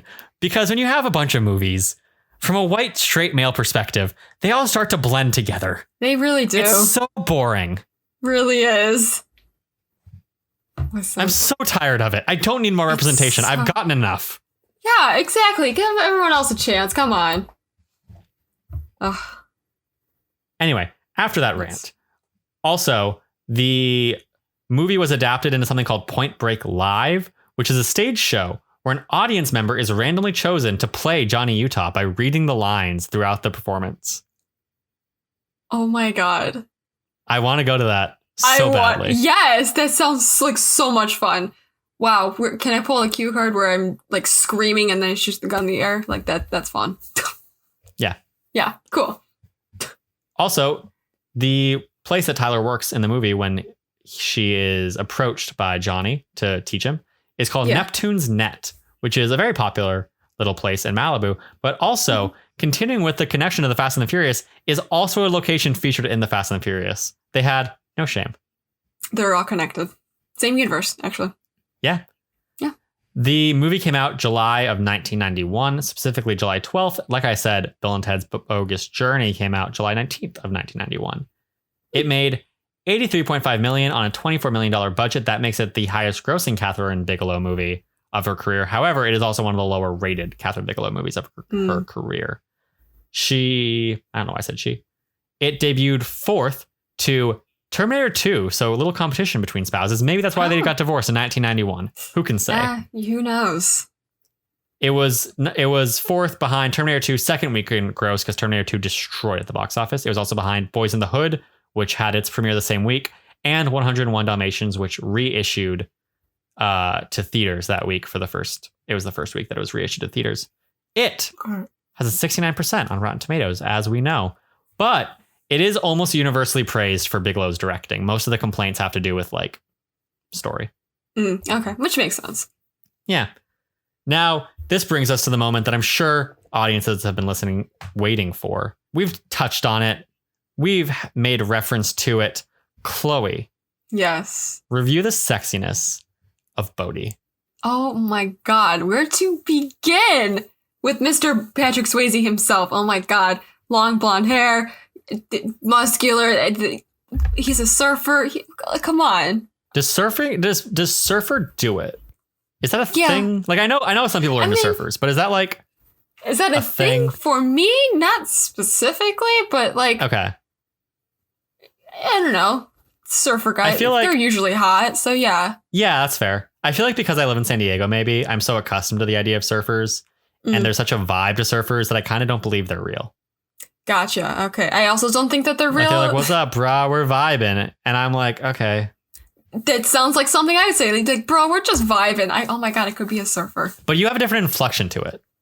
True. There's the surfer way of saying it where they sound almost high at all times, despite not always being high. You say it with like chipperness, a slight dead inside chipperness, but a chipperness. Yes. Okay. Yeah. No. I can't vibe quite on the level of a surfer, dude. You can't vibe on the level of the surfer. I'm sorry. But you can lust after Patrick Swayze as a surfer all you want. Absolutely can and will. Are you familiar with Patrick Swayze? Like I know everyone knows who he is, but had you like seen him in other movies? Did you know what he was like? Oh yeah. Okay. I'm trying to think. Why did I forget the name of it? Outsiders. Sure. Oh, me and my friends love that movie because all the boys in that movie are hot. It's great. I have never seen it. Oh my God, watch it. Ava got upset with me yesterday because I was talking about Patrick Swayze, and I was like, I don't think I've ever seen a Patrick Swayze movie until now. And she's like, what about The Outsiders? And I was like, why do you assume I've seen The Outsiders? And she's like, what? Oh no. Please watch The Outsiders. Look, I haven't seen The Godfather. Okay, I haven't either. But I just feel like if I'm going to watch a Francis Ford Coppola movie that I haven't seen, I should probably get to The Godfather first. Nah, it's fine. Outsiders is better as somebody who's only seen that and not The Godfather. Okay. Yes. Okay. Mm-hmm. I'll take your highly analyzed and accurate word for it. I think you probably have like the best perspective on this planet on this topic. 100% do. Rob Lowe, Patrick Swayze. Who else is it? Ralph Macchio, I think. Yes. Okay. All those cute boys. I did see him in Red Dawn. I just remembered that, but I haven't seen Red Dawn in ages, so I have no strong reference point for that. Okay. Anyway. Yes. Chloe. Ben. This is the time for executive action. Okay. We referenced this earlier as well. You said we were going to touch on something. So, Chloe, what are we touching on? What is the thing or things you would change with executive power? Honestly, make it gay. He says, you want me so bad, it's like acid in your mouth? Homie. Bro. Okay. It's like make a doomed, star-crossed kind of romance. Johnny falls for the surfer, but the surfer is actually the dude he's trying to arrest. He has to choose between love and, like, duty. I think the ending is fine if he throws away the badge, whatever. I don't know. But, like, that. I think that ending might work better, too, if they were explicitly lovers, because it would kind of be that thing where he's like, I sacrificed too much for this job, and, like, I'm not sacrificing anymore. Yeah. Yeah. I see that for sure. You know? But that is what Anything else you would change? That's pretty much it, honestly. Okay. I think that fixes most of things for me. I have how many of these do I go into? Oh boy. So I had like a long list. I'm going to like touch on a couple of them very briefly and then dive into like my big one. Okay. One is, and this kind of touches on what you're saying. Do we really need Tyler? We don't. That's the thing. We don't need her. No. I'm all for her being like part of Brody's crew or something, just so we have some female representation. Also because all those people on Brody's crew blended together for me. I had no idea who was who. So a bit of actual diversity in like the way they look could make it easier for me to be like, you're this person, you're this person, you're this person. But yeah, I don't think we need her as like actual. The only real value she serves, I'm sorry, Tyler, besides getting him into that world, is that she's also used as like bait. Yeah, like the bargaining chip, I guess. Yeah, his motivation for actually doing I feel whatever. like, okay, here's what I think. I'm changing my mind slightly. Okay. I think you can keep Tyler, but she doesn't need to be a significant character. She could just be, she's his initial introduction. She teaches him to surf in the beginning. Yeah. And then you maybe see her like one more time, maybe at one of Bodhi's parties. And then she's kidnapped at the end. And it isn't like, we've kidnapped the one you love. It's just like, hey, we've kidnapped a person that helped you and like is innocent. Right. And you're a cop. So like, I don't think you need the love attachment for that kidnapping. Yeah, no, I don't think so. Also, they could just kidnap his partner. Yeah. I think that would have worked too. I think it would have, yeah. And I also think like that could have worked. Actually, that could have worked better. Because I like the idea that like his partner represents one pole, the pole of like, we're a good partnership and like we're the law and like this is what we're after. And then Bodhi representing the other side. So if Bodhi kidnaps the partner, it becomes more of that like, what do you choose? Yeah. You do miss out on the fun scene of Gary Busey punching his boss, but sacrifices have to be made. It's fine. Yeah. I don't like the action scene with the other surfers. I was talking about this where I'm like, I think this movie's really cool and how it handles violence. And I just think that scene went a little bit too far into the actual violence. Yeah. Without being justified. I don't dislike the idea that we see extreme violence in this movie. I just feel like it needs to carry through with like the theme of the movie more. And I feel like a lot of the scenes in this movie are challenging the idea of violence. And that scene doesn't feel like it is. Aside from just like, hey, you fucked up and look how much destruction was caused. And I'm like, okay, I guess. But pretty much, yeah. It's kind of like when a lot of destruction is caused by Bodhi fucking up, it feels more like valuable and important to the themes. But when it's Johnny doing it, I'm just kind of like, okay, this happened. It's like, hey, part of the job. You know? I think that needs to be earned. That level of violence needs to be earned and like carry through the theme more, or it needs to be toned down. Yeah, I agree. So that's one thing. What else? I have a lot. I'm sorry. I know this is supposed to be like one or two things. It's fine. I definitely didn't write one or two things. So the movie's a little rushed, I think, in the beginning. A lot of things happen very fast. Mm-hmm. And comparing this to The Fast and the Furious, and I think this movie does a lot of things better than The Fast and the Furious. Like a lot of things better. But there are a couple things that stood out to me that The Fast and Furious did. And one of them is that in this movie, Johnny is new to everything. We see him arriving at the FBI office. We see him having to learn how to surf. We see him having to infiltrate this group. Mm-hmm. And the way Fast and Furious opens is not that. Fast and Furious opens with Brian, the main character, already knows how to race cars. He came from a car racing background, so he knows that. He has already established his cover, and he already knows who he's looking at. So he hasn't infiltrated the group yet, but he's built a cover. They know him by that cover. They know he's like trying to get in with them. He knows who they are. He knows he's after them. Yeah. And I'm not saying we need all of those things. I like that this starts a bit slower. I like that we see Gary Busey's character being like, I think it's the surfers. I like that. Yeah. It's good. But I think maybe we could have sacrificed one of the pieces of Reeves learning I think even if it was just like if it was Reeves starts at the FBI office, they already know who he is. Or if it's, I don't know. I just think something could have been sacrificed to give us a bit more time on character before the twist where they find out he's FBI. Yeah, I agree. And also cutting Tyler down will also help with that. Because absolutely. If we remove her scenes, we get more Bodhi. Yes, exactly. And then my final little thing is just, I think Bodhi gets pushed to violence too easily. And I don't mean like once everything goes to shit in the bank, I fully buy into Bodhi losing it and like being violent. I get that. Yeah. But I don't fully buy after everything he said that he just is willing to abduct Tyler. And that he's willing to rob from the vault for the first time ever. And I'm like, why? So if there was something that felt a bit more concrete, that was like at his heels, like something pushing him to be more risky and more abrasive. Yeah. And then he's like, look, I don't want to kidnap her, but I need to get this done. Yeah. And we need extra money. So we're doing the vault thing. And then once everything really starts to fall apart, he's like, fuck it, I don't care. But I would have liked something to motivate that a bit more. Yeah. He's at the bank. He hears the bells of surrender and he just snaps, Yeah. Mm-hmm. Oh, God. God, I really brought it back to that. I haven't heard a Game of Thrones reference in eons. I'm so sorry to bring that. You should be. I'm somewhat sorry. I'm sorry. I watched like a video essay again about it and I'm like, wow, this show sucked.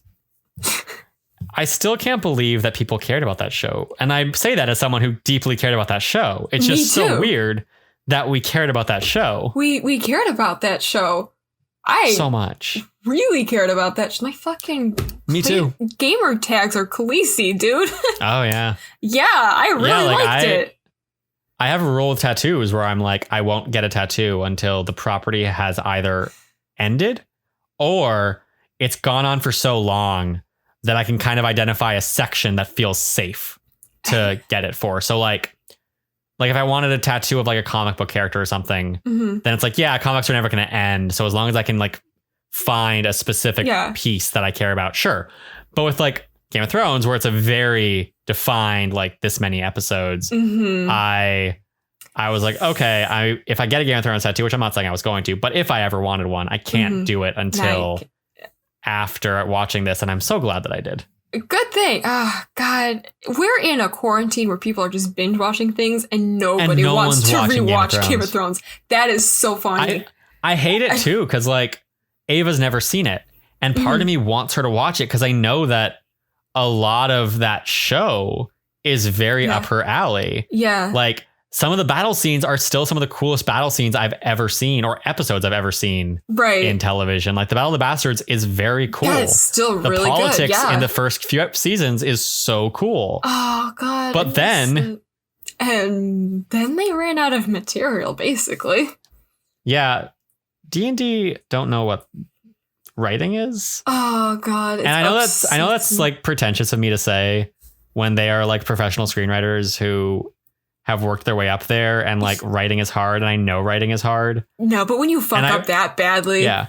And I've heard some people argue like, look, they've been in the show for years and years and years, and they were ready to move on to something else, and they just wanted to move on to something else. And like Star Wars was knocking at their door.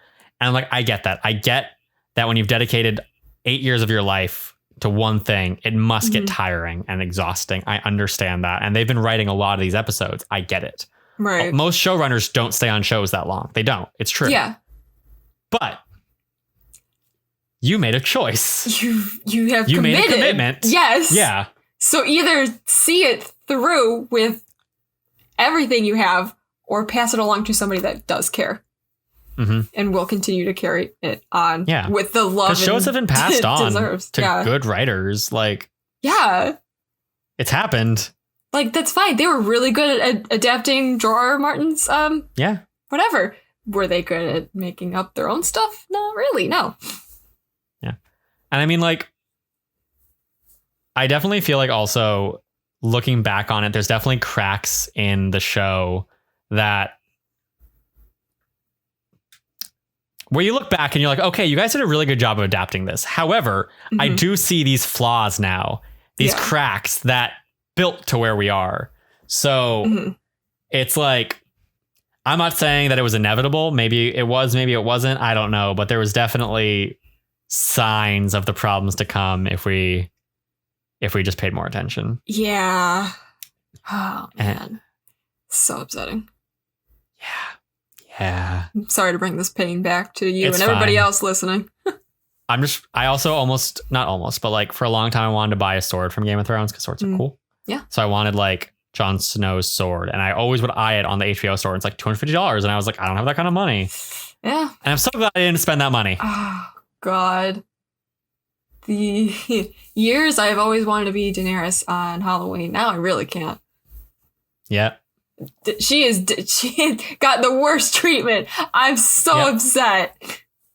I just cling to the knowledge that at least Sansa had a good character arc, and she's still the best character in Game of Thrones. She's pretty cool. Yeah. She's pretty great. She's pretty good. Yeah. They did her dirty a couple times, but like, overall, pretty great. Overall, yeah. She had some questionable time. They leaned her too much into like believing Littlefinger in season 7. Yeah. Like, Sansa's smarter than that, guys. Calm the fuck down. Yeah.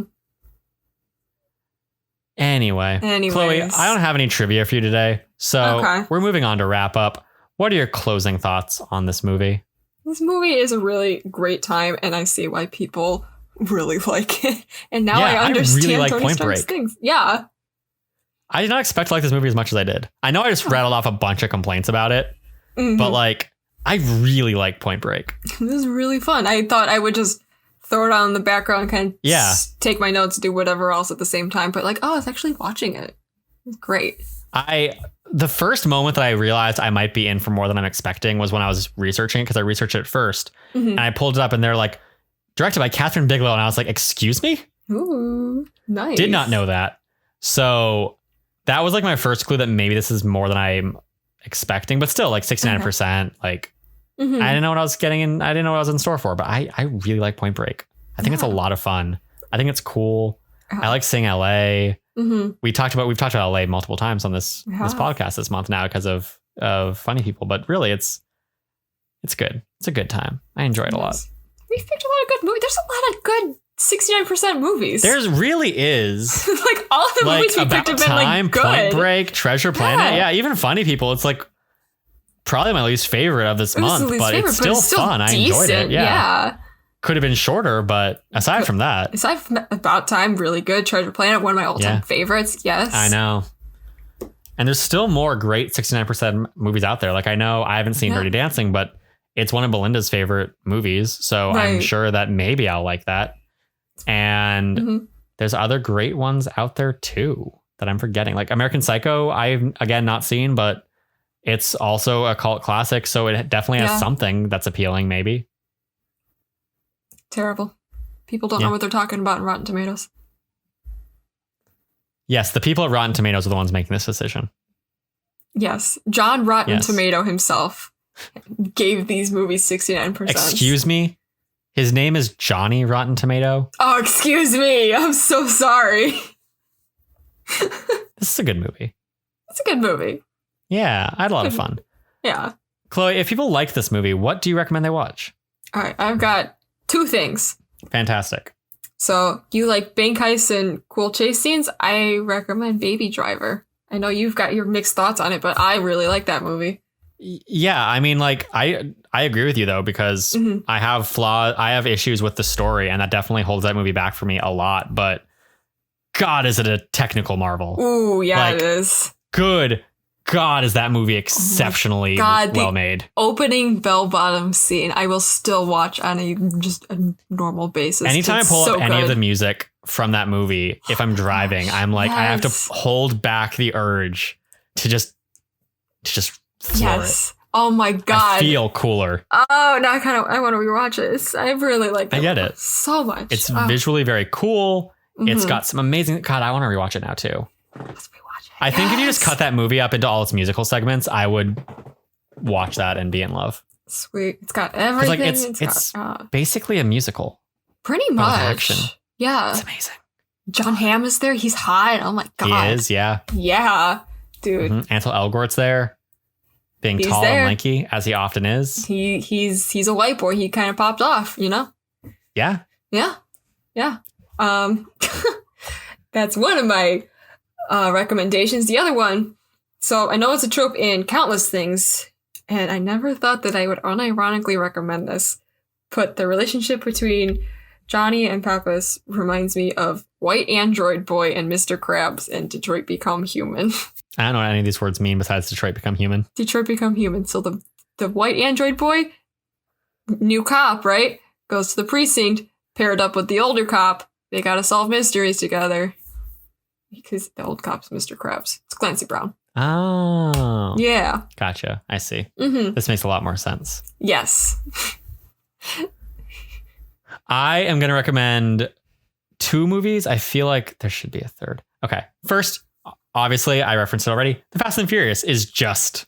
It's just the movie. Point Break. Okay. Now, also, the Fast and Furious saga is amazing. Does it take a little while for it to get going? Yeah, but Fast 5 is one of the best action heist movies ever made. I will stand by this till the day I fucking die. The first movie's fun. It's like a worse version of this, but it has some good elements, and it does do some things that I think it does better than this movie. Not many, but some things. And it's fun. It's fun to watch the car races and stuff. Yeah. Too Fast, Too Furious is trash, and I'm sorry about you having to watch it to get through the movies, but you do.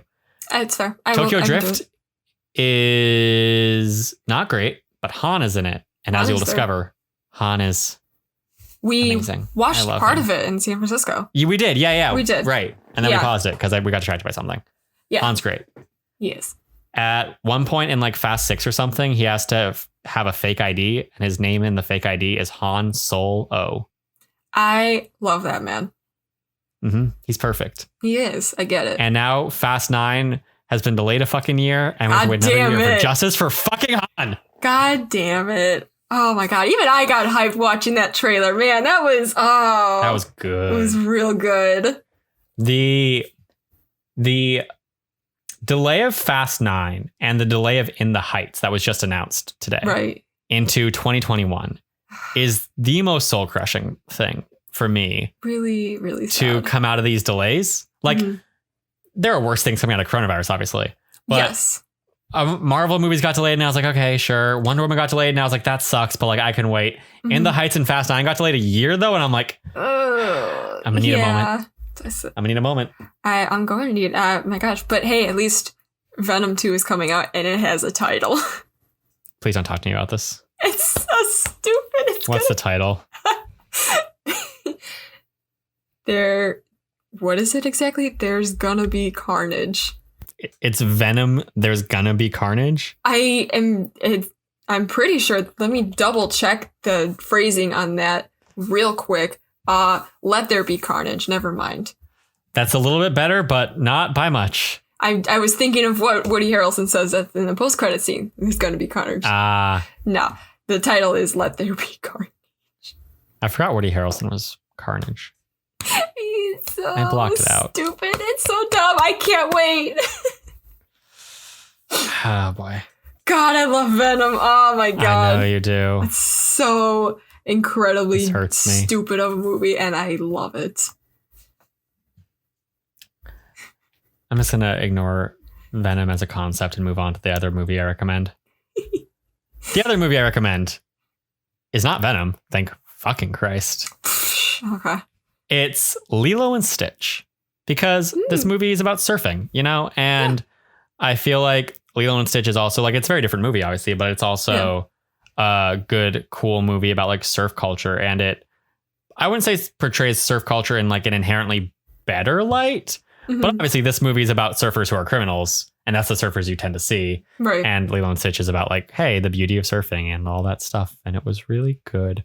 Also, I read a post. You may have seen my tweet about it. I have seen this tweet floating around. This really bad take. About how Lilo and Stitch is a bad Disney movie. And it is the dumbest thing I have ever read. I was ready for valid arguments to be made. And I was like, okay, like I don't agree. I knew I wouldn't agree. But I expected maybe I would be like, I can see how this bothers you.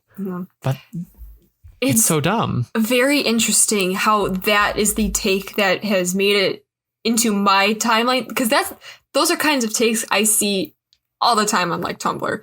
But it's very interesting. It has just transcended that whole community, made its way to Twitter, made its way into the gaming community on my entire fucking timeline, where everybody was talking about. I'm like, oh wow, it must be a really bad take to make it this far. And it is bad. It's so bad. Yeah. I could do, if I had it in front of me, I could do an entire podcast episode on just why that take is bad and wrong. God, I could not even make it through. I had to read somebody else's summary of it because I'm like, I cannot get angry. I couldn't make it through it. It's like, this is so bad. I understand that. Yeah. If those listening want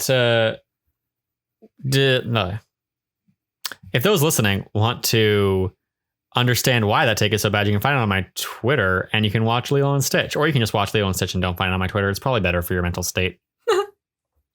You don't need that in your life. Or do they? That's something. Yeah. I mean, Chloe, we talked about this briefly in the beginning. I'm going to ask you now too. What is one cool thing you've done or seen this week? What did I even say earlier? You played Valiant. You've been playing Final Fantasy. So video games. The other night when I was drawing, I watched like 6 Pixar movies, not actually 6 Pixar movies. I watched Incredibles, of course. I watched Ratatouille. Great. And then, well, not Pixar, but I watched The Parent Trap because I've been wanting to rewatch that for a while. Lindsay Lohan. So yeah. A classic. Good times. I had a good night that night. Just me and my Disney movies. Do you sympathize with the, like, not stepmother, but like almost stepmother more now that you watch the movie?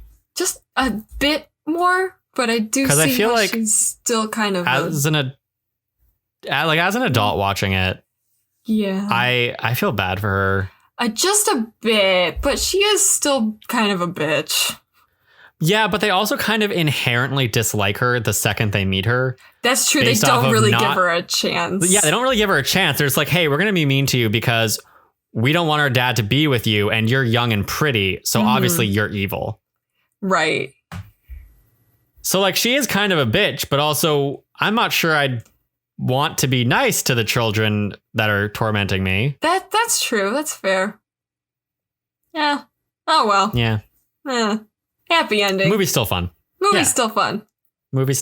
And then I watched 2 fantastic Pixar movies, so it was great. There you go. You're living your best life. I am living my best life. I watched Portrait of a Lady on Fire finally. Nice. It is very slow. Okay. But it's very pretty. Okay. And just so much sexual tension. Oh, right. So much sexual tension. Very it's nice. Insane. Oh my God. What else? I finally finished High School Musical, the musical, the series. I still have to do that. Okay. It was cute. There was kind of like a dip in the middle where I wasn't jiving with it. And that's when I stopped watching it around like episode 4. But it picked itself back up. And like, it's not a great show, but I had fun with it. And it's cute. And I like the characters. And it does some really weird things that are fun. Not good, but fun. Okay. That's all you need. Yeah. Yeah. And then what else? I listened to Hades Town. I said that already. I feel like I'm forgetting something, but I don't know what. Oh, well. Okay. Movies. Yeah. Chloe, next week is an interesting week. Okay. Because obviously, this week itself doesn't fit into our traditional, like, one person brings a movie format. Because, again, Logan's gone. But when we designed this originally, there were going to be some months where that happened anyway. Because they were 5-week months. April is one of those. So next week we have an open slot with which we can do what we want. We could do another 69% movie. Okay. Or we could talk about Transformers if you want. Or we could just go completely off the rails and say fuck talking about a movie and just talk about something movie related. For example, we could fan cast Final Fantasy VII. Could do that too. If it was a movie. What do you think? Ooh, you have brought me so many good ideas right now. Let me do a really quick search on what 69% movies are on Rotten Tomatoes right now. Go for it. Off the top of my head, I can tell you there's Dirty Dancing, I think. I'm going to Google it just to be sure. There is American Psycho. There's others. I don't know. Okay, so I'm going to pull up the 69% list too. Yeah. So I know this list lied to me before because when I looked it up, it's actually 70%, but Stallion. Yeah, there are some movies that change. Spirit, yeah. But also, like, I did just open this up to Transformers. So if we want to say, like, hey, let's do a 70% movie because fuck it. The spirit of 42069 is chaos. True. What are you thinking? You got thoughts? Dude, man, I'm thinking, could fan cast Final Fantasy, or I can have a platform to talk about one of my favorite movies of all time. Let's talk about Transformers, maybe. Okay. Let's do it. Let's do that. So there you have it, guys. Cool. Next week, we are embracing the spirit of 42069 and straying away from the 69% itself to embrace the pure chaos of this month's theme and the chaos of this show. Yes, we are. We're talking about Transformers Dark of the Moon, Chloe's favorite Transformers movie. Yes. I cannot wait. I have not seen this movie since it was in theaters. Oh my God. It's been like almost 10 years. Oh my gosh. I remember that I saw it twice in theaters because I liked it somewhat. Okay. When I was young. So, like, maybe I'll enjoy this. Man, I wish I saw it in theaters. I was begging my parents to take me to go, and they wouldn't. You didn't go? They wouldn't take me to go. I couldn't see. I'm so sorry. I never saw it in theaters. Really? Wait, did you see the other ones in theaters? Yes, I saw the worst ones in theaters. Well, I saw Bumblebee too, but no. But did you see the first two? No, I didn't see any of the first. I'm so sorry. I'm really upset that I didn't get to experience that. I saw all of the first 3 in theaters. Lucky you. I know. My parents are like, That's right. Who's the real Transformers fan now, Chloe? Shut up. Do you own 2 copies of every single goddamn movie? No. I'm sorry we all can't have the elite wealth of Chloe Naylor. Look, what matters here is commitment. And what I'm saying is I've seen them in theaters. We can't all throw our money around and buy 2 copies of every movie.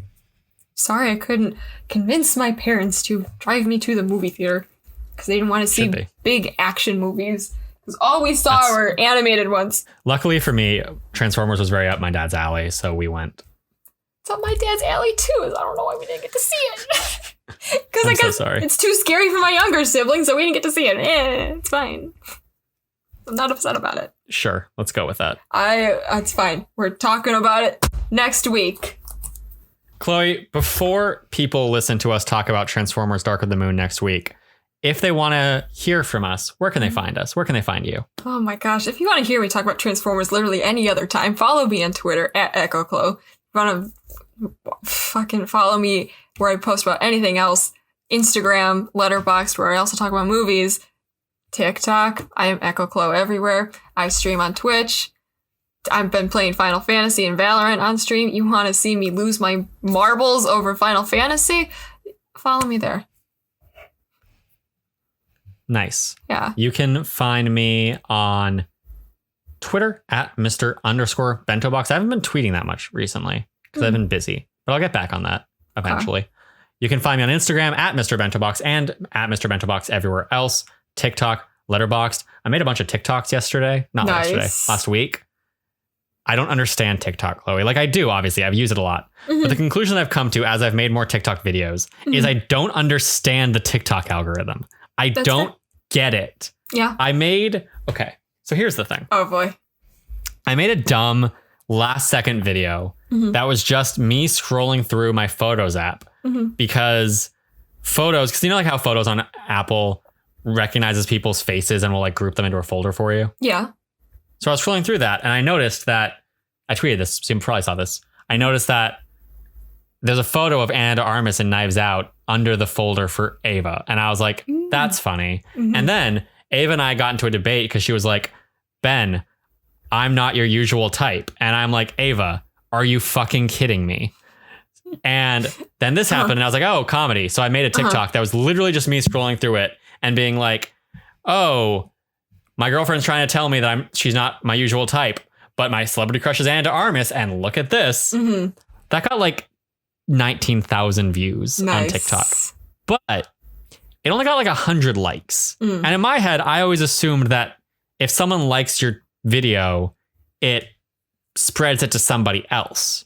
So to like keep a video going, it needs to consistently be liked. And I was like, okay, sure. That makes sense to me. But then I made 2 videos where I was like hyping up Ava's art because I was like, okay, TikTok likes art.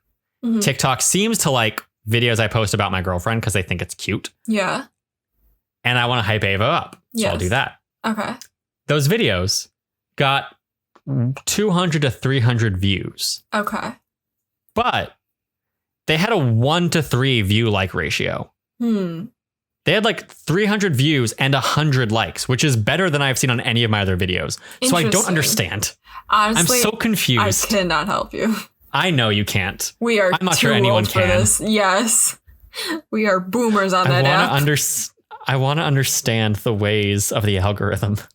Is this how YouTubers feel? Oh, geez. It is. Apparently. God. Oh, God. Okay. If people liked this podcast, they can review us and rate us on iTunes, where our podcast is up. You can also subscribe to us on whichever platform you prefer. Spotify, YouTube, iTunes. Obviously, I just said that. You can support That Nerdy Site at thatnerdysite.com by going there, reading our articles, seeing what other podcasts are made. And you can support us at Patreon, patreon.com/thatnerdysite. Also, I'm going to throw in an extra plug here. Ooh. Friends of ours at Uppercut made a pool for if you give money to this pool, they're using it to help pay freelancers that weren't able. So EGM, Electronic Gaming Magazine, I assume, closed or something. It basically said, hey, we're not paying freelancers for articles that we were originally going to. So Uppercut was like, that sucks for freelancers because this could be like what they need to survive. So Uppercut put together a pool to try and raise like $500 to help pay freelancers to get a couple articles on their site that were planned to be on EGM. That thing blew up. Shout out to them. Love our friends at Uppercut. Love it. And they made a lot more money. So if you want to support that fund, if it's still going, and give money to help support freelancers in the games media, check it out. Please do that. And if that fund isn't still going, check out Uppercut because they do really cool, important work. And you can see their podcast and maybe give them money too. Yeah. I was a Patreon subscriber until coronavirus happened. And then I was like, I need to save money. Sick. Nice. But the second I have money again, I'm going back. I love them over there. They deserve it. Guys, this has been this week's episode of That Wannabe Film Class. We will see you next week for Transformers: Dark of the Moon. Woo! Cannot wait. This was a long episode. Yeah, it was.